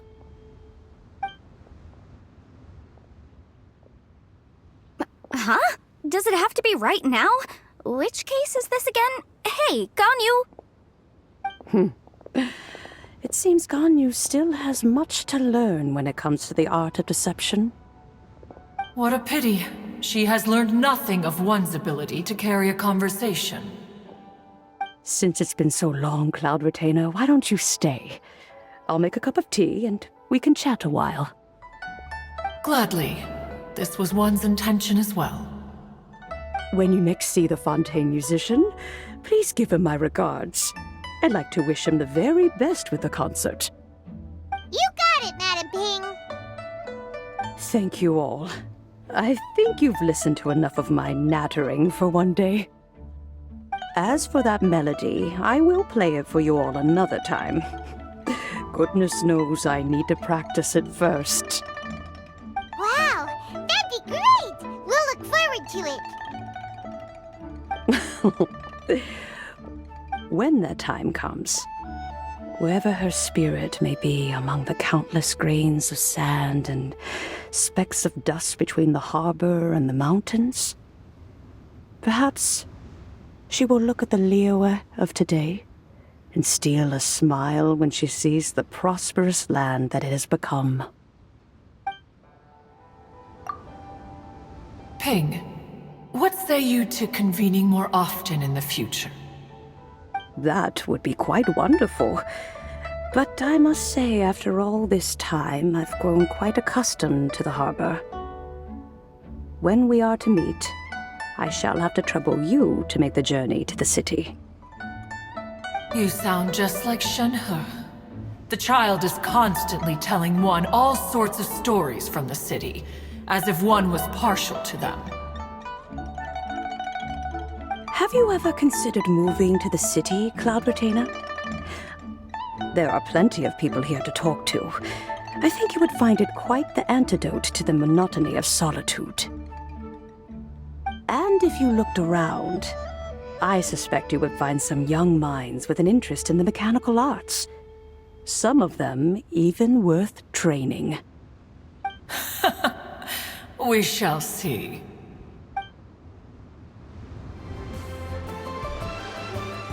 Mr. Dvorak!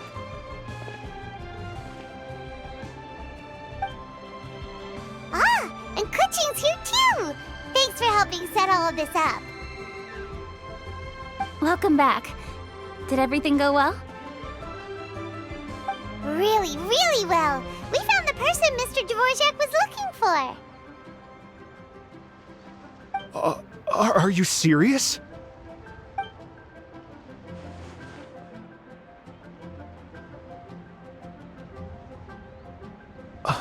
I see. So the melody my ancestor heard was an adeptus remembering her late friend? That certainly explains why it was such a powerful and poignant tune. Huh. That's a really interesting first reaction. Guess that comes with having a musical mind. I have to say, though, it's hard to believe that the fairy from the tale is now an elderly granny. Oh, Paimon knows exactly what you mean. Normally, Adepti don't age at all. But Streetward Rambler, or Madame Ping as we know her, probably only became old because it's what she wanted for herself. Madame Ping possesses vast knowledge and great wisdom. Whatever physical form she may decide to take, her mind and wits are as sharp as they come. Yep, Kuching summed it up perfectly. That's exactly what Paimon was trying to say. I think... yes. I must thank her in person. That can wait until after the concert, though. For now, I need to devote all my emotional energy to the performance. Ah, speaking of, Madame Ping wishes you all the best at the music festival. Paimon has a sneaking suspicion that she'll stay in her usual spot, but listen to the performances from afar. Wait, are you serious? Huh. Oh no, now I'm starting to get nervous. Okay, alright. Nope, another rehearsal is in order. Please excuse me, everyone.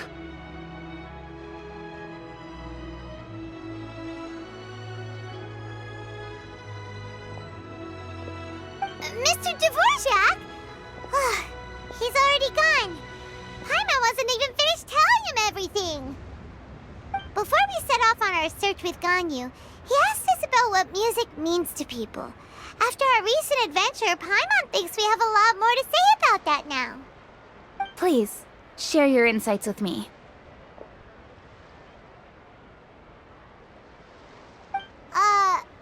Well, we found out that music can be used for good, but also for bad. It can make people happy and moved, but it can also be sad and bittersweet. And music is like a kind of memory written in people's hearts. It can put you in touch with feelings from a totally different time and place. It sounds like you had an eventful trip. Don't worry, I'm sure Ganyu will fill me in on all the details shortly.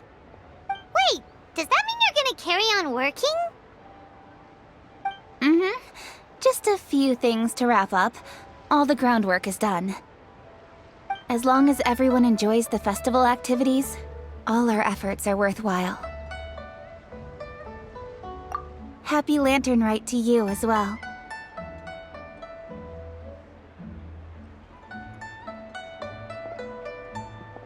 Whew. That should be everything taken care of, right? Oh, no, wait. Paimon feels like she's forgetting something. What was it? Oh, it feels like it was a while ago. Ah, shoot! Latent... Wait, no. Anyway, fancy bamboo shoots! Zhongli said he wasn't in a hurry, so if we went now, there's probably still time, right? Anyway, even if we don't make it, it's not our fault. He could have totally picked them by himself. Ugh. Anyway, let's go check with him at Wangsheng Funeral Parlor.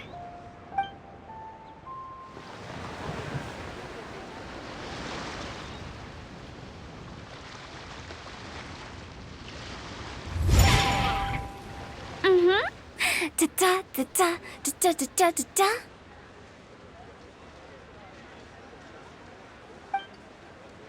Da da da.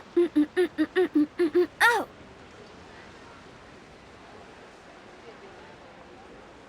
All right, let's take a break here.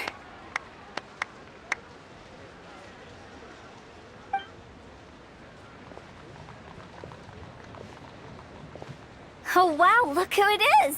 Are you here to hang out with everyone's favorite funeral director? So you're just casually practicing your rapping skills at the entrance to your funeral parlor? In broad daylight? Okay. After everything we've been through, you don't see me for a hot minute, and you're back to being scared of your own shadow. We have all this open space, a clear view of the mountains behind and the sea in front. Not to mention we have several invisible audience members enthusiastically cheering us on. It's the perfect spot to rehearse. Invisible audience members?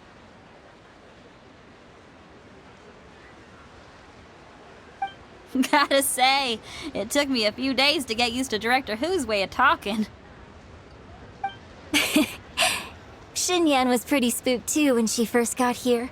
Just like when she sees a frog, but a giant frog with sharp teeth. Come on, knock it off.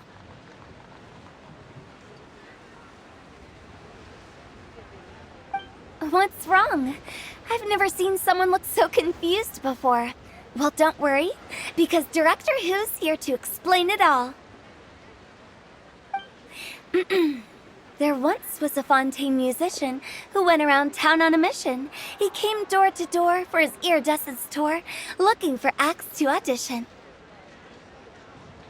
With my words, Xinyan's chords, and Yunjin as our mentor,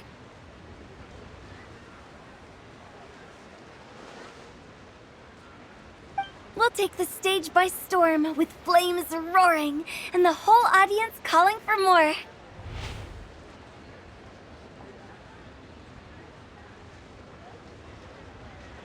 For sure! The whole dance floor will be yelling encore! Encore! Oh, now Paimon's rhyming along. But when you say flames roaring, are you sure this will be safe? No, don't you worry about that. I'm pretty experienced on the stage, and I've already informed the Yuhong of all the pyrotechnics we're planning on using.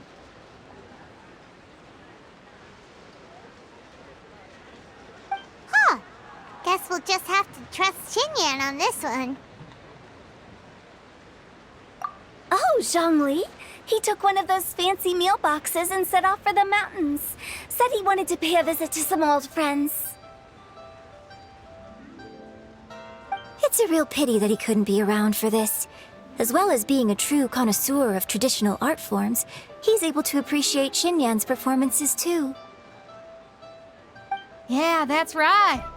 Matter of fact, he was the one who first invited me to perform here. To tell the truth, though, I never thought I'd really find myself rehearsing here one day.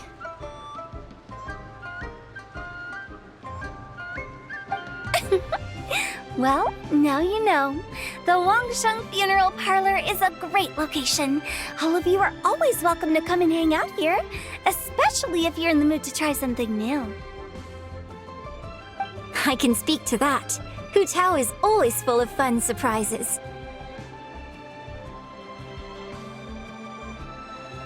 And jump scares.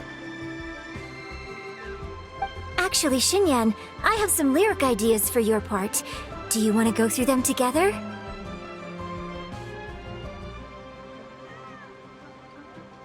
Sure thing. I'm all ears. Oh, Traveler and Paimon, I believe Zhongli was heading to Mount Hulao, so make sure you're hiking up the right hill. When you see Zhongli, please pass on this message to him. It's up to him whether he wants to support us at the performance tonight, but I expect him to make time for the upcoming banquet we're planning. No excuses. You should join us too. It'll be a riot. If there's one thing I've learned from being a funeral director, it's how to throw a party.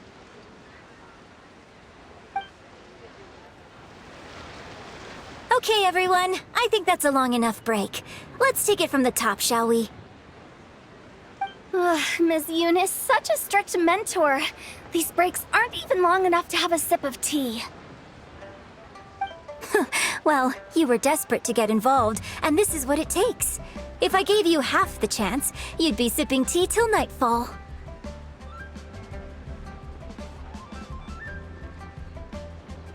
Hey, how about I treat us all to some late night snacks once we're done? Hu Tao, what you craving? How about some stir-fried filet with a side of crab roe tofu? Where are we gonna find crab roe tofu so late at night? We could always just go pester Masterful Chef Zhongling. Now I'm hungry. All right, let's knock this out and then go grab some food.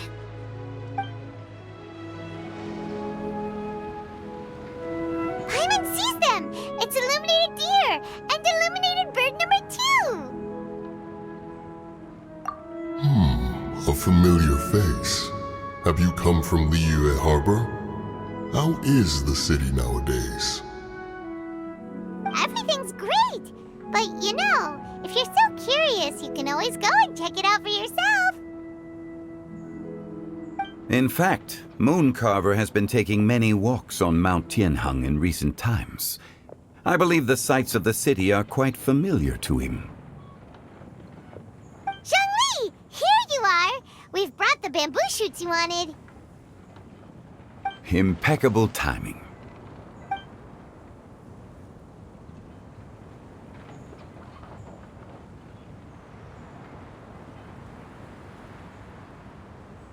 Traditionally, bamboo shoot soup ought to be slow-cooked for many hours on low heat. Using Adeptus arts to hasten the process is something of a shortcut. Wait, that mechanism.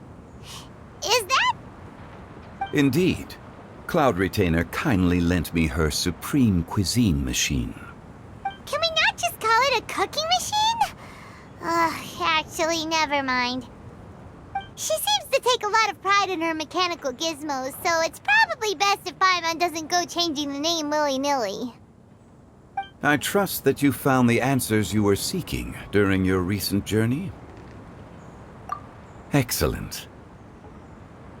The past should be remembered, but not overly dwelt upon. Our journey should be seen as a means to take on more from the world around us. When the bamboo shoot soup is ready, I must insist that you try some for yourself. Oh, Zhongli! Hu Tao told us to tell you something. She said, it's up to him whether he wants to support us at the performance tonight, but I expect him to make time for the upcoming banquet we're planning. No excuses! When she says performance, she must mean the Lantern Rite Music Festival. As for the banquet, she didn't tell us anything more about that, but she invited us to come as well. As you can see, I have a prior engagement with 2 Adepti friends of mine tonight. Please, give Director Who my best wishes for the performance. As for the banquet, since the Director insists, far be it from a mere consultant like myself to refuse.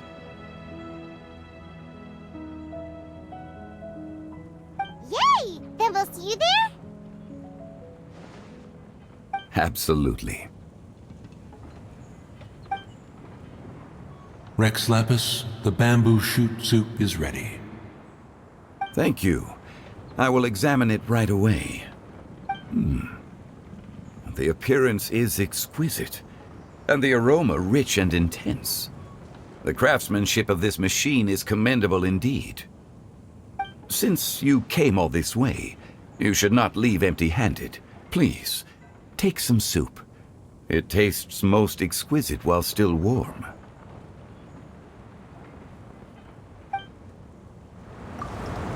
I intend to reminisce with my old friends for a while longer. You ought to get back to Liyue Harbor. There is a performance you do not want to miss.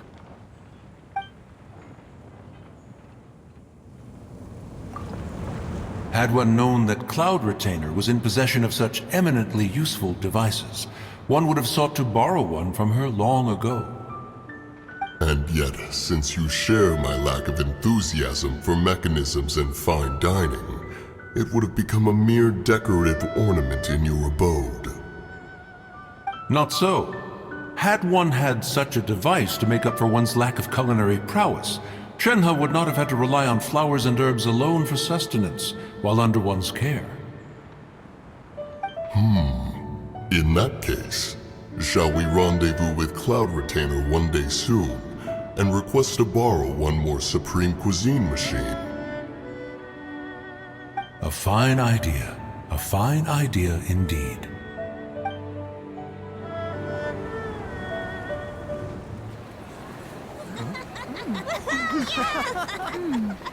I'm honored to be here on the Iridescence Tour stage. All right, without further ado, I'm Xinyan, this is Hutao, and this is a little something called... The Blaze Lilies!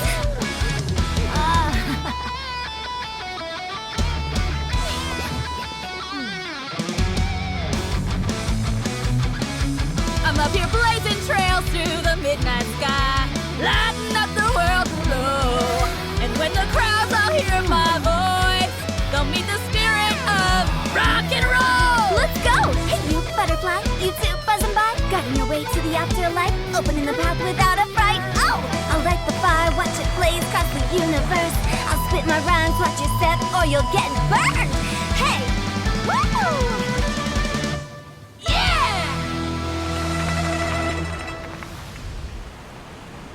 Does anyone have any plans tomorrow?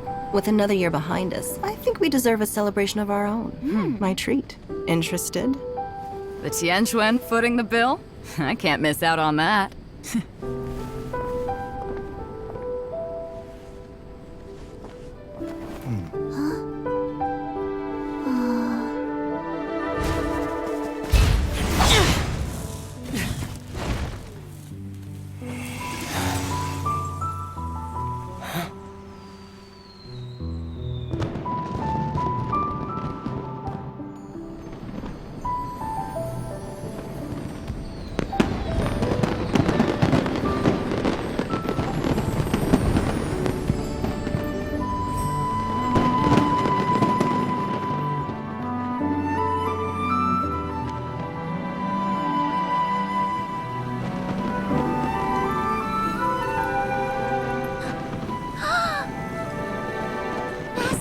Master, listen!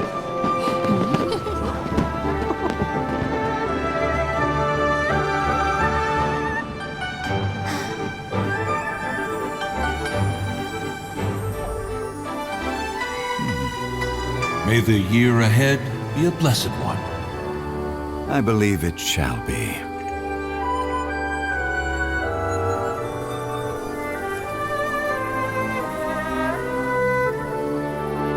Master, the Xiao Lanterns, Ha! Elementary.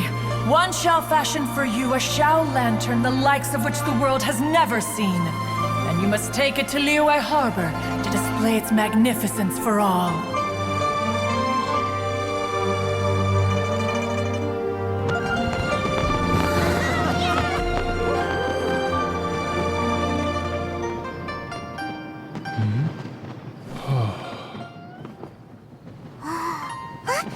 Listen! That must be Madame Ping!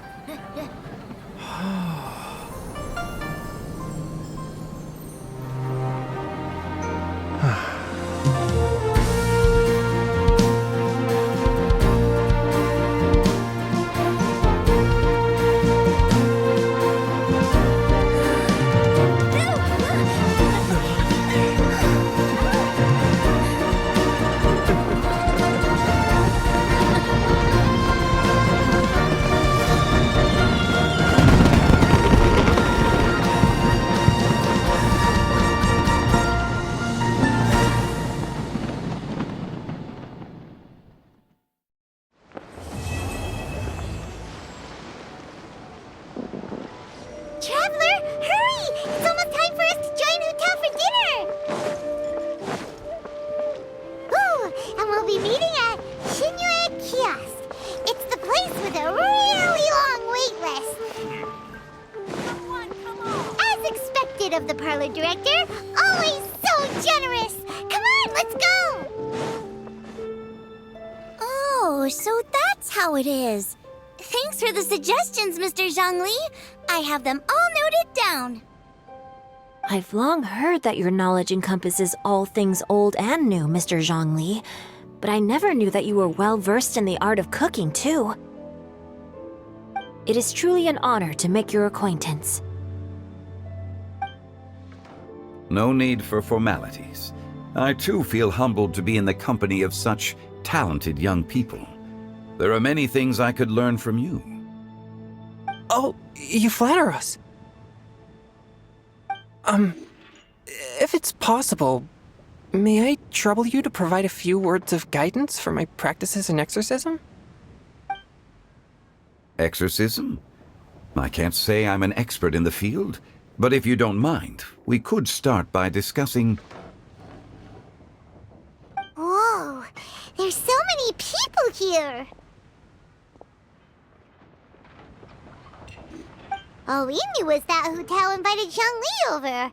Paimon never thought we'd be meeting so many old friends! Happy Lantern Ride, everyone!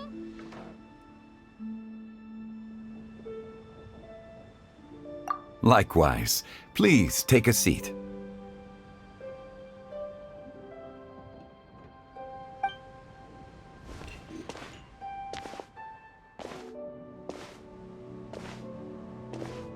Happy Lantern Rite! Are you having fun? Me too.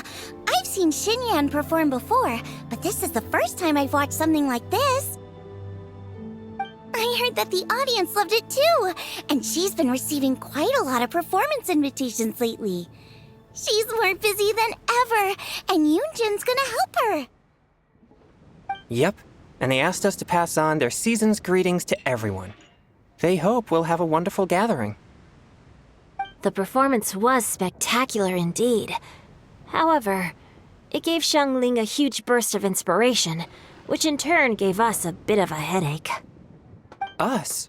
Did Xiangling ask you to try out her dishes too? That, my friend, is beside the point.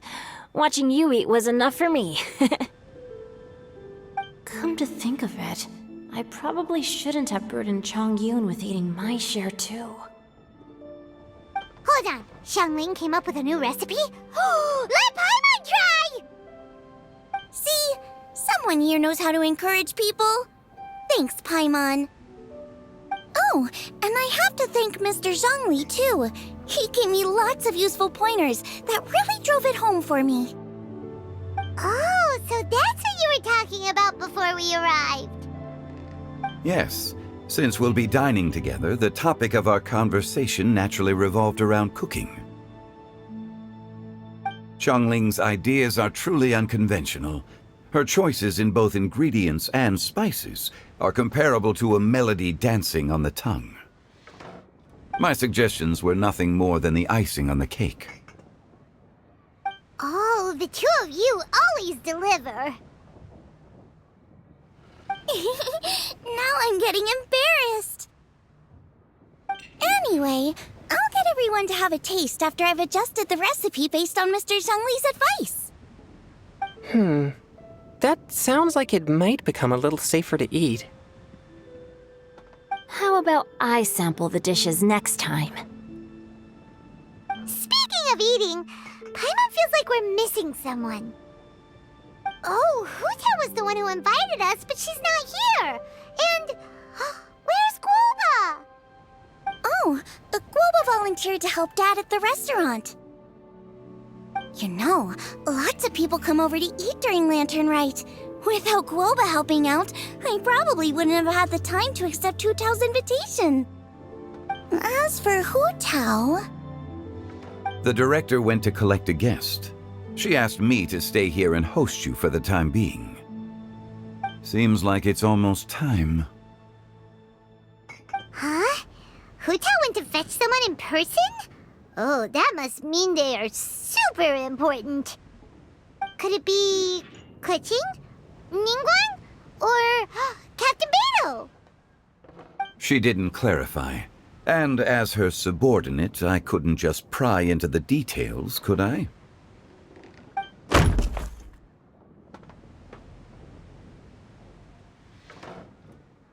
Ta-da! We're here!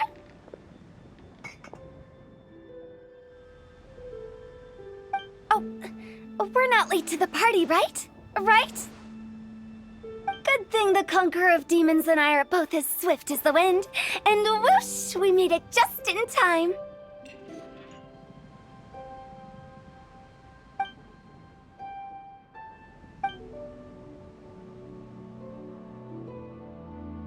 Oh. I see. So the important guest is the Conqueror of Demons. I've been looking forward to meeting you. The director didn't mention anything when she invited us. What a pleasant surprise. Gathered here with us tonight are not only young and accomplished individuals, but also the protector of Leo's peace, Adeptus Alatus. To convene here with all of you is indeed a great honor.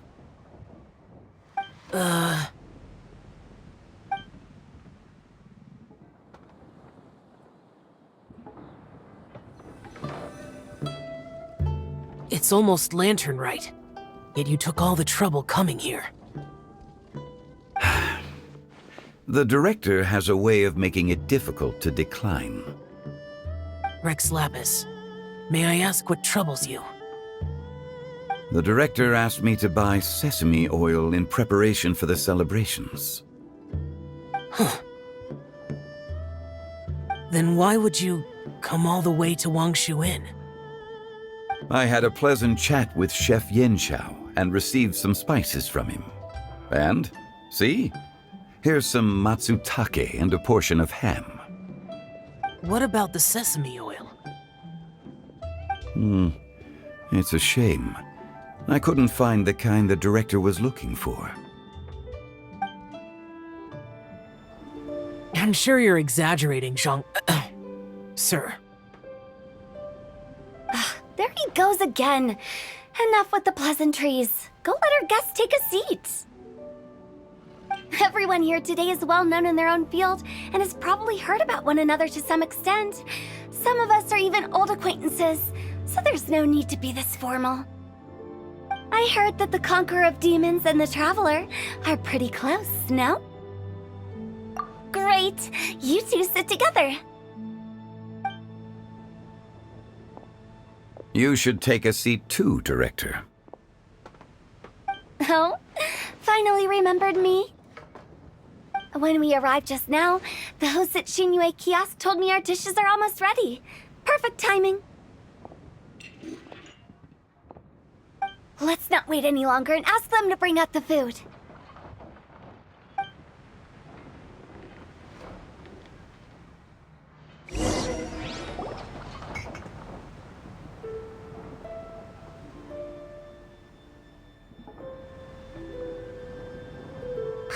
have never guessed the person Hu Tao went to fetch was Xiao. Oh, that's also the first I've heard of the Traveler and Paimon being friends with the Conqueror of Demons. You know Xiao Chu? Knowing is a bit of an overstatement. I've always looked up to... You might not know this, Paimon, but we exorcists have worked in close collaboration with the Conqueror of Demons for many generations, dispelling evil together, both in the open and from the shadows. Hard to imagine that thanks to Hu Tao, I've finally gotten the chance to meet him. Conqueror of Demons, I'm honored to make your acquaintance. Likewise. It is a great honor indeed to have a chance to meet the legendary Conqueror of Demons. Changyun has brought that name up quite a few times in the past. I remember you mentioning wanting him to understand the importance of exorcists. Ahem. We know each other too. He helped try my dishes during the Masterful Chef's cook-off.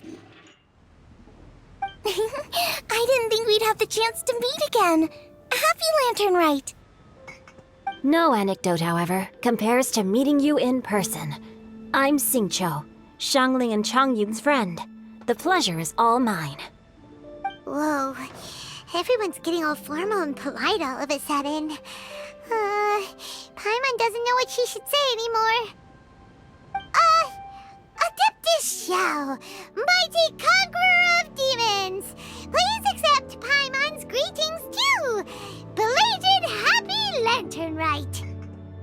Paimon tried very hard to look for a fancy word, okay? Don't be too harsh on Paimon! There's no need to be so polite. You're right. This was meant to be a nice little get-together between friends after all. Too much formality kills the atmosphere.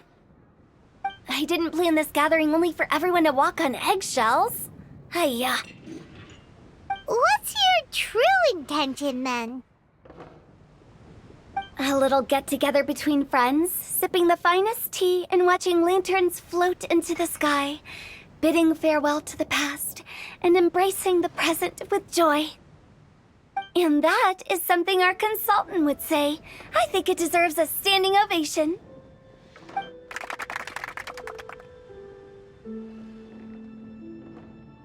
Indeed. Exceptional acting skills, Director. As for me, I'm just here to have fun and treat everyone to something good. We all worked really hard this year, whether traveling or guiding, cooking, helping with the family business, exorcising evil spirits, or conquering demons. And of course, our consultant, who's been helping out at the parlor every now and then. Everyone has done some pretty amazing things. As the one who brought everyone together, it goes without saying that I'm the one most deserving of praise. Huh? Sounds kinda self-important, but Paimon thinks it's pretty amazing that she managed to talk Xiao into coming. He rarely ever enters Liyue Harbor after all. It wasn't as complicated as you think.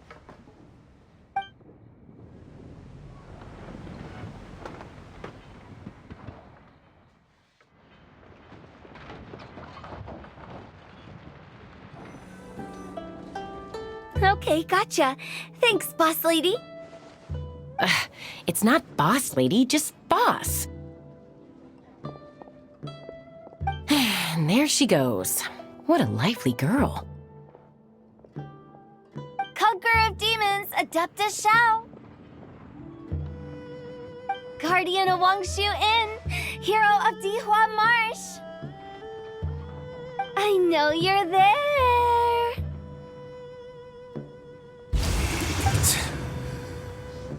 Quiet. Do not disturb the peace.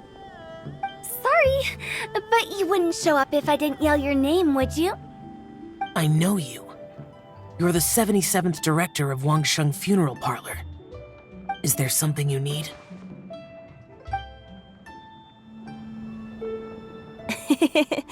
That does sound like one of Hu Tao's antics. Did the Conqueror of Demons agree to come so that Hu Tao would stop pestering him? There might be other reasons. Smart guess. Huh? There's more to it?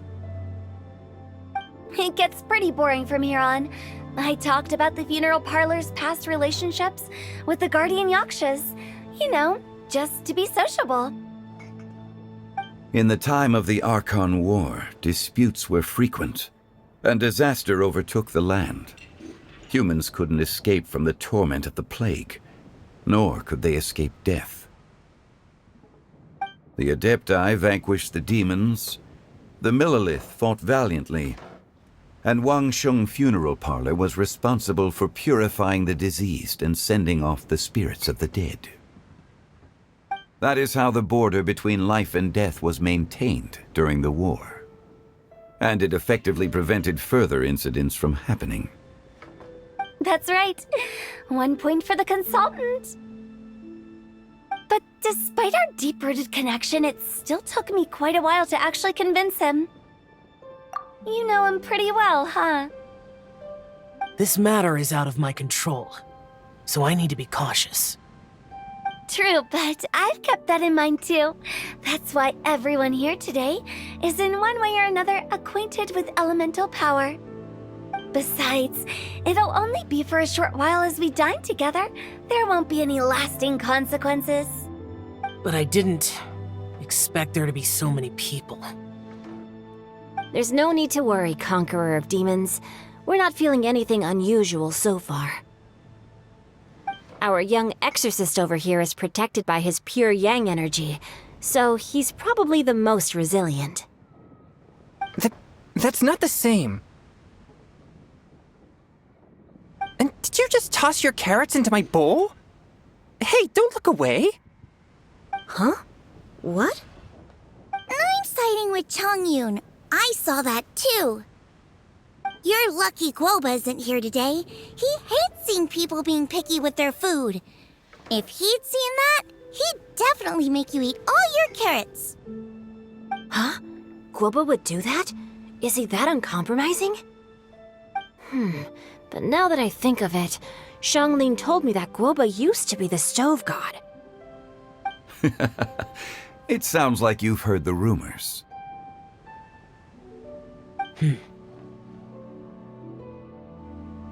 I'm doing fine. Not long ago, before Lantern Rite, I met an old friend. Thanks to his help, things have been a lot more stable than before. You should know him. He's...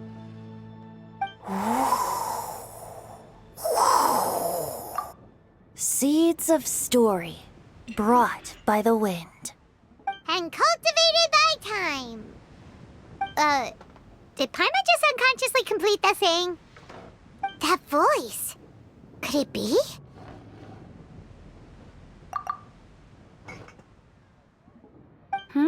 If I'm not mistaken, there's someone knocking at the door. Don't just sit there, Zhongli. Go welcome our guest in. No such need. I'm coming in.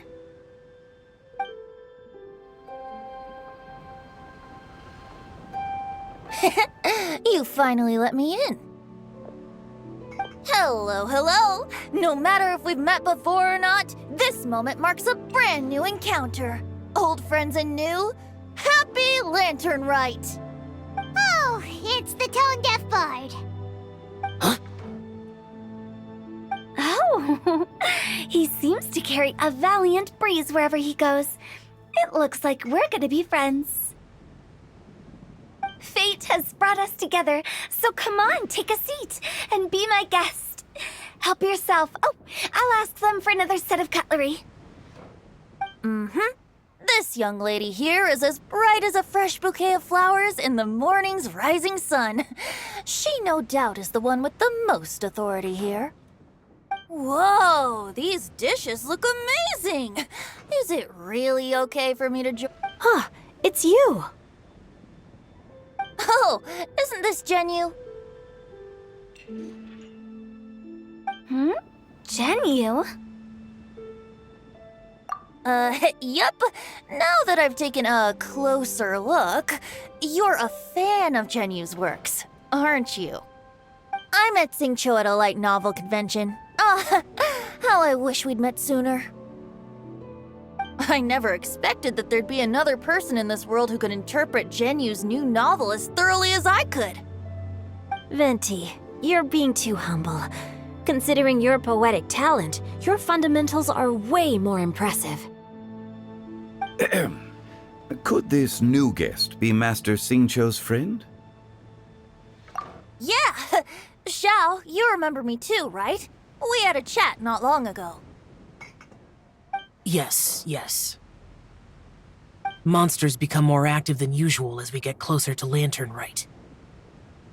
I was patrolling Dihua Marsh a few days ago, when I happened to run into this... You've already forgotten? I'm a bard, remember? And bards go around singing wherever they like. Oh, right. And this bard was performing in Dihua Marsh. It was a moving melody, and it made me feel relaxed and at ease. I couldn't help but stay and listen. Thank you for your patronage. I understand now, too. I'm Zhongli, currently working at the Wangsheng Funeral Parlor. It's a pleasure to meet you, new friend. And I'm his boss. Oh, and if there's anything unsatisfactory, let me know anytime. That's very considerate of you. Oh? No wonder. Only a boss as savvy and reliable as you would be able to hire such an impressive consultant. Oh, you're too nice, Venti. Not to brag, but our consultant truly is impressive. His knowledge extends across the stars and the land, and there's nothing throughout history that he doesn't know. From the sophisticated way he speaks, it's hard not to suspect that he could very well be an adeptus in disguise. Xiao, you're an adeptus. Do you think it might be possible? Sorry. I'm only good at conquering demons. I'm afraid I don't have much knowledge in that matter. Really? But Paimon thinks you're super knowledgeable. Huh? Oh, right! Xiao's a warrior. He doesn't come to the city very often, so it's, pretty normal for him to not know anything. Yeah. Really? I've actually heard a few things about Mr. Zhongli before. The guests in the tavern talked about this refined and courteous man who, instead of having wine at Mondstadt's finest tavern, ordered a cup of hot tea with the most complex name. Now that you mention it, I seem to recall that there indeed is a musician like yourself in Mondstadt. I've heard that he's elegant and amiable, his works witty and vibrant. It's no overstatement to regard him as the best bard in Mondstadt. Now you're making me embarrassed. I would say that Mondstadt's poetry is a little run-of-the-mill sometimes. There's one I heard a while back that went, "The old house is renewed, welcoming the spring breeze, awakening old memories." The meaning's there, but the word choices are unimaginative, and there's a distinct lack of literary flair. I think so too. The composition needs a little jazzing up. If I were to give it a go, I'd make it... An old melon on a vine, a new flower that grows fine. Oh, good one! It feels unique and has a nice ring to it. You have great taste, Venti. I was afraid about you. Let's shake hands. Of course, of course. Hey,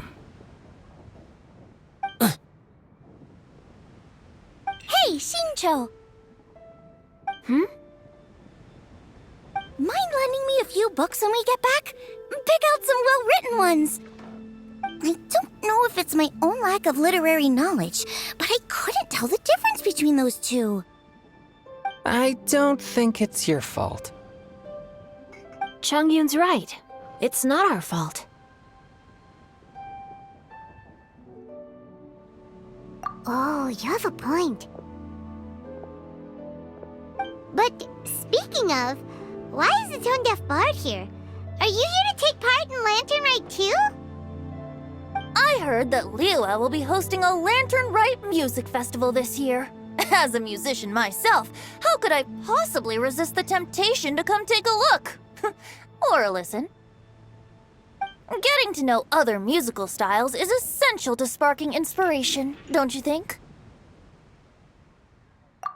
As for the Fontaine friend who hosted the festival, I saw him near Stone Gate the other day. The Iridescence tour has finally been held successfully for once, so I had to congratulate him. Don't think anything of it.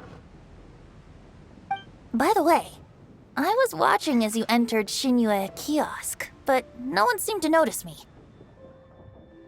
Should I say that it's because I'm an expert in hiding, or that a certain someone deliberately ignored the sound of the wind?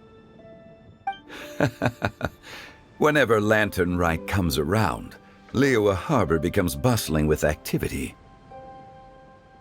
People are all busy watching the lanterns and strolling around the shops, and they might just go travel somewhere on a whim. It is rather difficult to predict another's whereabouts. The festival is in full swing and proceeding smoothly, and we're all gathered here with friends, new and old. This is no doubt a wonderful occasion worth celebrating. To come together with all of you at the beginning of the year, one can't help but be filled with joy. In a moment like this, I propose we raise a glass together. In my case, tea in lieu of wine.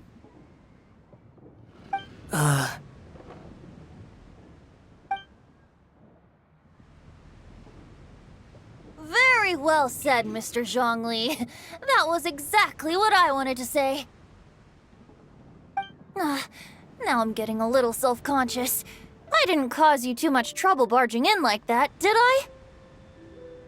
We usually drink wine during occasions like this over in Mondstadt, but since Mr. Zhongli insists on drinking tea, I'll give a toast with tea too. Everyone, thanks for the treat. You're welcome. As the host of this gathering, I hope everyone enjoys the food and drinks. May this year be better than the last. Considering that everyone may have other matters to attend to later, sticking to tea seems like a good idea. All of a sudden, they started proposing toasts. Should we? What's with the urgency?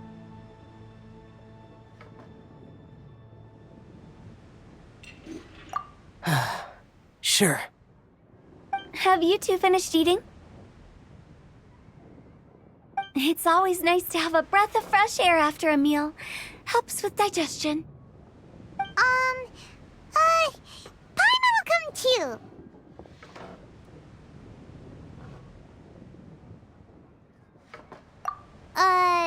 Yeah? Okay then. Don't forget to come back. About you and Venti. Could he be a partner in your family business? That's right. You know how my family is. A lot of business secrets can't just be divulged at the dinner table. Ah, just as I thought. Did you talk about anything interesting before we started the meal? Anything fun I missed out on? Oh, we were talking about cooking. Mr. Zhongli told us that he went on a trip to Qiaoyang Village the other day and got a hold of some uncommon ingredients. Tea seed oil and sesame oil. He suggested I try using those in my new dishes. Oh, no wonder he left his post for so long that day. Those ingredients would be difficult for anyone else to find. I guess I'll need his help next time as well.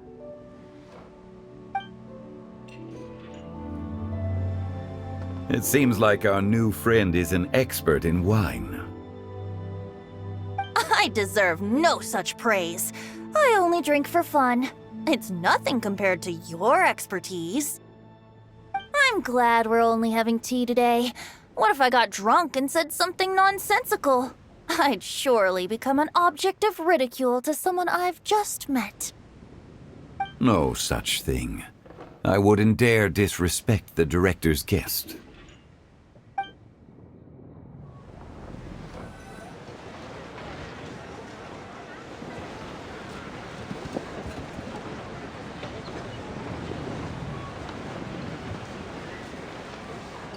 Are you all right?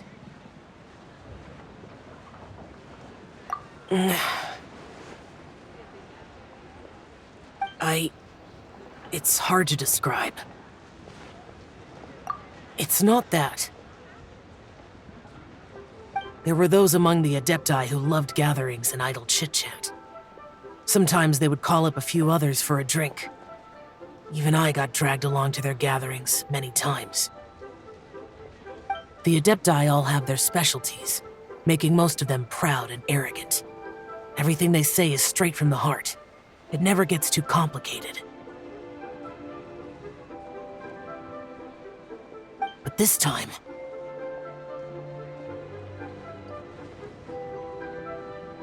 that's not what I meant. Or perhaps I should say Rex Lapis is really good at adapting to human life. You could say that he actually enjoys doing so. And that's something I might never be able to do.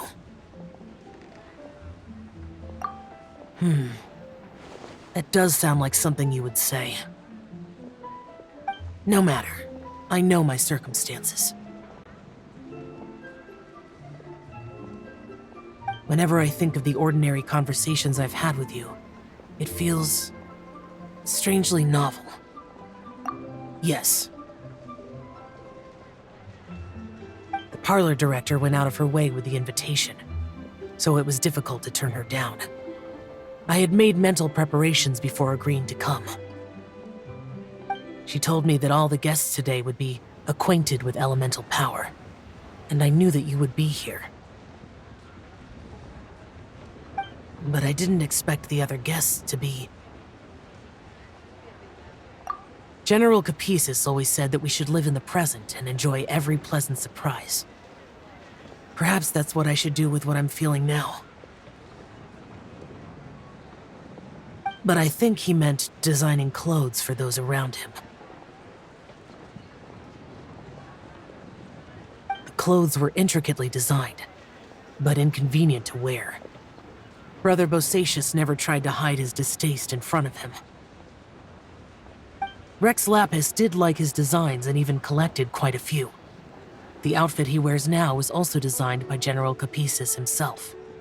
I never saw him wear this during the war. I didn't expect him to start wearing it later. Oh, here you are. I'm not intruding, right? You're not. What is it? Hu Tao saw that everyone's done eating and asked the staff to bring out the desserts. Paimon got so anxious that you weren't back yet that she scarfed down her dessert without the usual slurping and munching. To be honest, I was kind of worried too. You looked a little restless just now, and I thought you weren't used to the food here and was planning to head back to Wangshu Inn for something Yanqiao made. You're worrying too much. Why would I? Anyway, let's head back.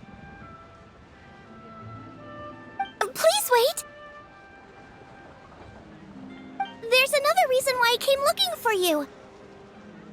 Here, take these. I brought them for you. Almond tofu? Yup. Since the Masterful Chef's competition, you could say that Yan Xiao and I are not only competitors, but good friends as well. I visit him at Wangshu Inn sometimes to discuss our cooking.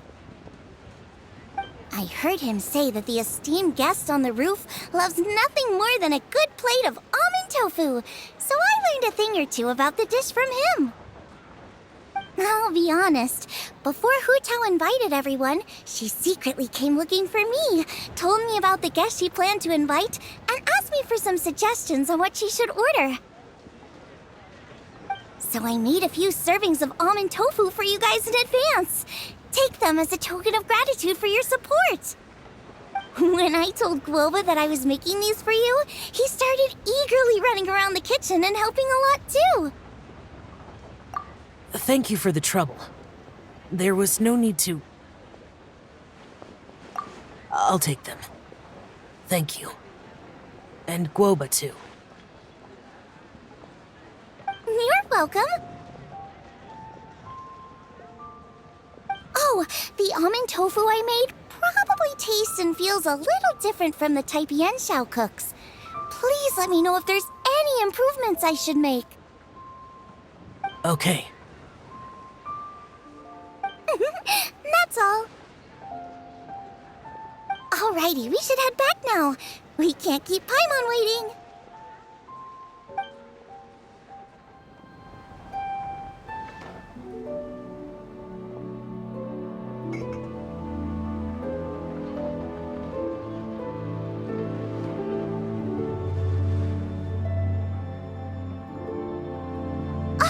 You're finally done whispering secrets to each other? So much for promising Paimon you'll be back soon.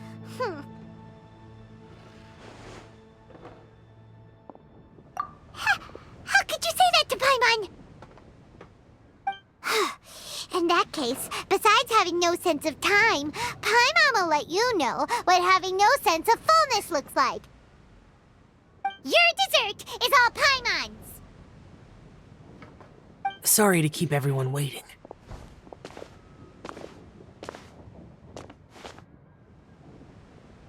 No worries, we're all just chatting here.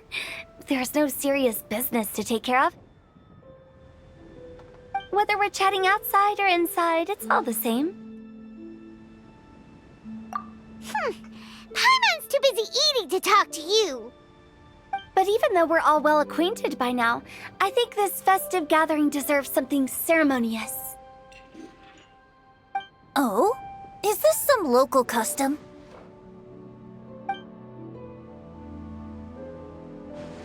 Nope. This is something I made up so that good luck will be on our side, that's all. Spontaneity is the best choice to make here. Let's use this incense burner on the table. It's been lit for so long now that the incense is running out. I'll leave refilling and lighting the incense to the most distinguished guest among us all. Lighting the incense will signify continuous growth and prosperity in all our endeavors in the new year. I see. Perfect symbolism, as expected of Hu Tao. And speaking of the most distinguished guest here today, I'm sure we all agree that it's Mr. Zhongli. I'm not very familiar with the details of his past deeds, but chatting with him has been a real eye-opener, even for a bard who has traveled all across the world. If knowledge were a form of power, one could even say that you're a wielder of unlimited strength. But when it comes to having a way with words, the notable bard is certainly one cut above the rest.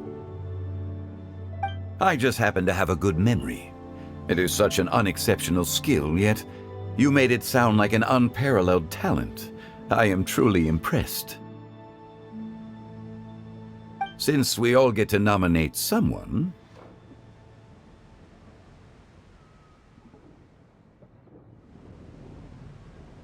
Mm-hmm.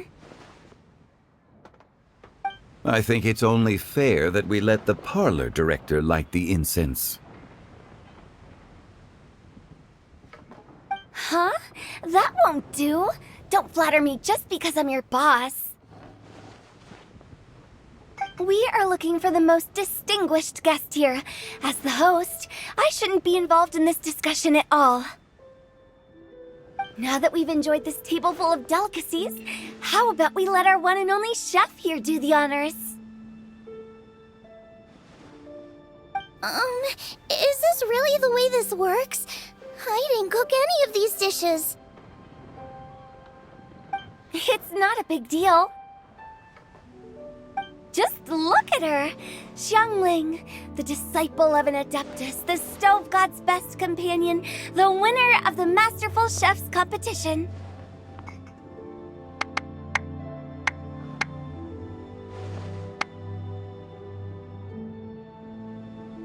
The only heir of the famous One Mean restaurant. A good old friend of mine. There's no better choice.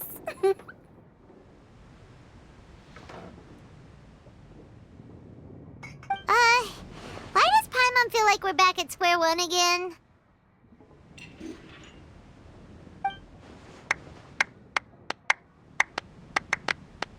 Please stop! You're making me embarrassed. If we're looking for a distinguished guest, surely the second son of the Feiyun Commerce Guild counts. It's one of the largest commerce guilds in Liyue Harbor. Huh? Don't get me involved in this. Ooh, not a bad choice. With the Commerce Guild's young master lighting the incense, we're all sure to make a huge sum of mora in the new year. That's not how it works. Making a fortune is indeed a fine wish, but it's of lesser importance than good health and happiness. Which means we should choose Chongyun, the skilled exorcist who keeps everyone's home safe from evil spirits. Huh? Now you're nominating me? I can't be the one when we have the Conqueror of Demons right here. Adeptus Shao has the most seniority among everyone here today. We should... I refuse. I am most certainly not the most distinguished guest here. You should all be able to make the right judgment based on your observations. One person here is well acquainted with everyone else.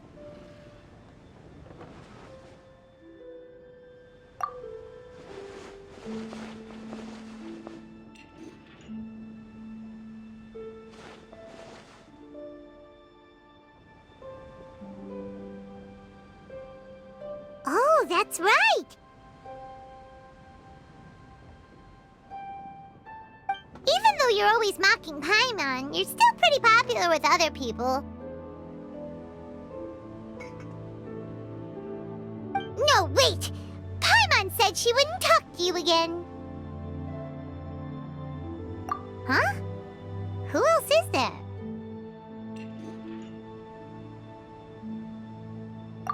Huh? Huh? Does that mean Paimon's the most distinguished guest? Oh, well, that was unexpected! I agree. Paimon's just the one we need. Without a friend constantly by your side, a long journey would become dreadfully lonesome. But once you have someone there to brighten up the atmosphere, everything along the way will become lively and vibrant too. Ah. The traveler has traversed many nations and left behind a great deal of fascinating stories. But without Paimon, they would have become quite monotonous. Paimon plays an indispensable role in making your journey a happy and smooth one. You guys! not used to being praised like that. Those were genuine compliments, right? Thank you. You made Paimon wait for a long time, but Paimon's not mad anymore. Don't take everything to heart, Paimon. Friends tease each other all the time. That is indeed true. That means Paimon is as important to the Traveler as Guoba is to me. Looks like we've come to an agreement. Any objections before we proceed? I trust the Traveler's judgment. Then Paimon it is. And now, the world's most excellent traveler's greatest companion, guide, and friend, Paimon, will be refilling and lighting the incense for us.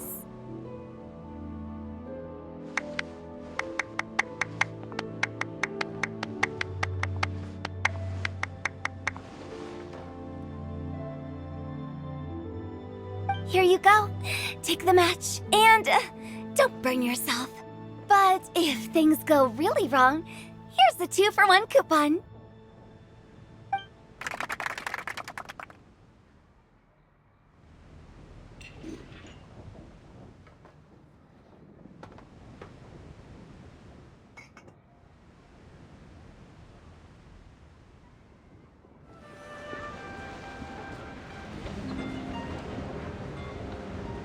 It's getting late.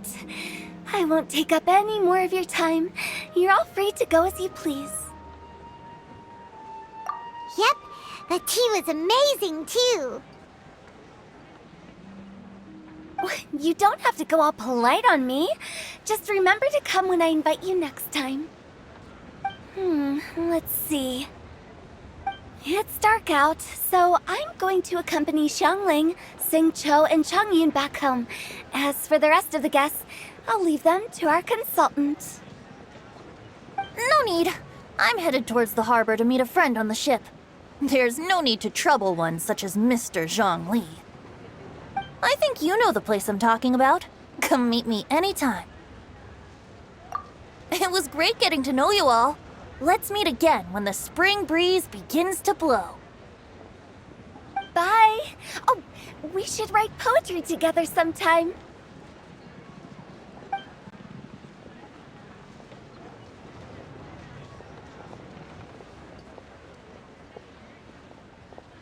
We'll catch you all later then.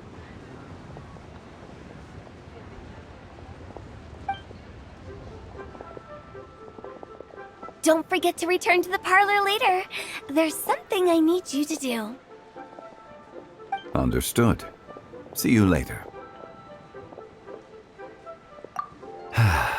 Well then.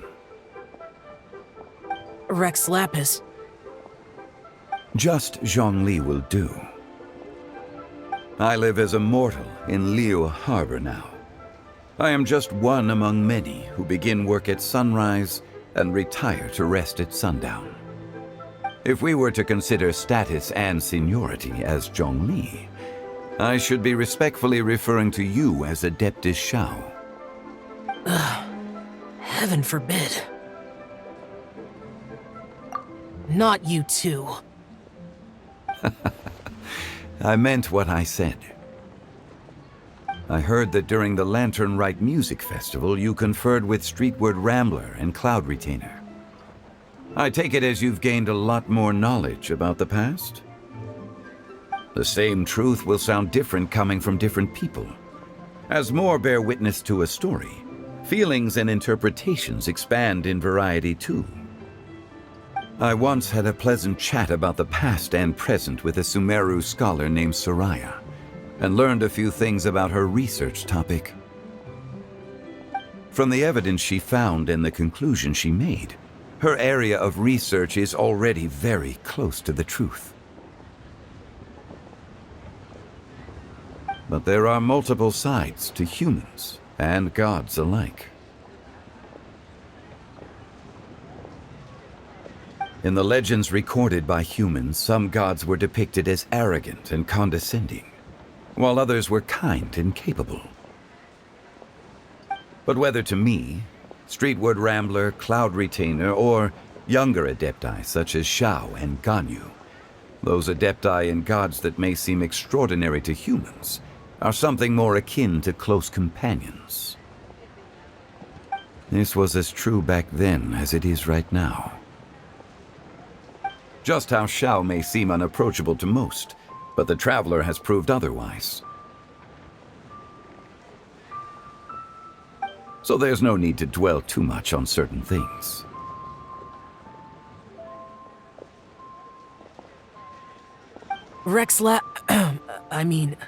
Zhongli, what you're saying is... It looks like you understood what I meant. Ah. The director asked me to accompany you on your return, but I don't think you'll need my protection. I'll be taking a walk around and admiring the night scenery. After that, it'll be time for me to go back and meet up with the director. Goodbye for now.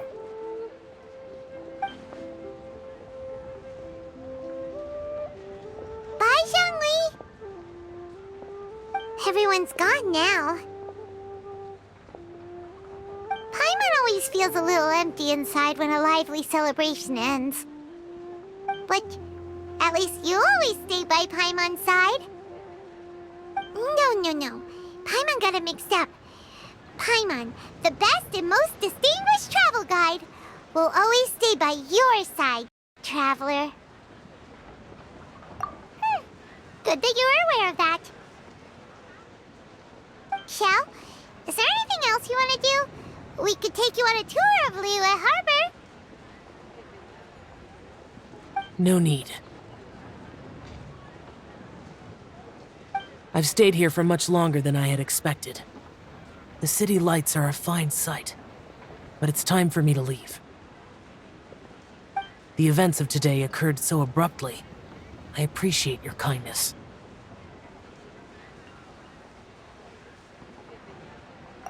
Okay. I'll see you next time then.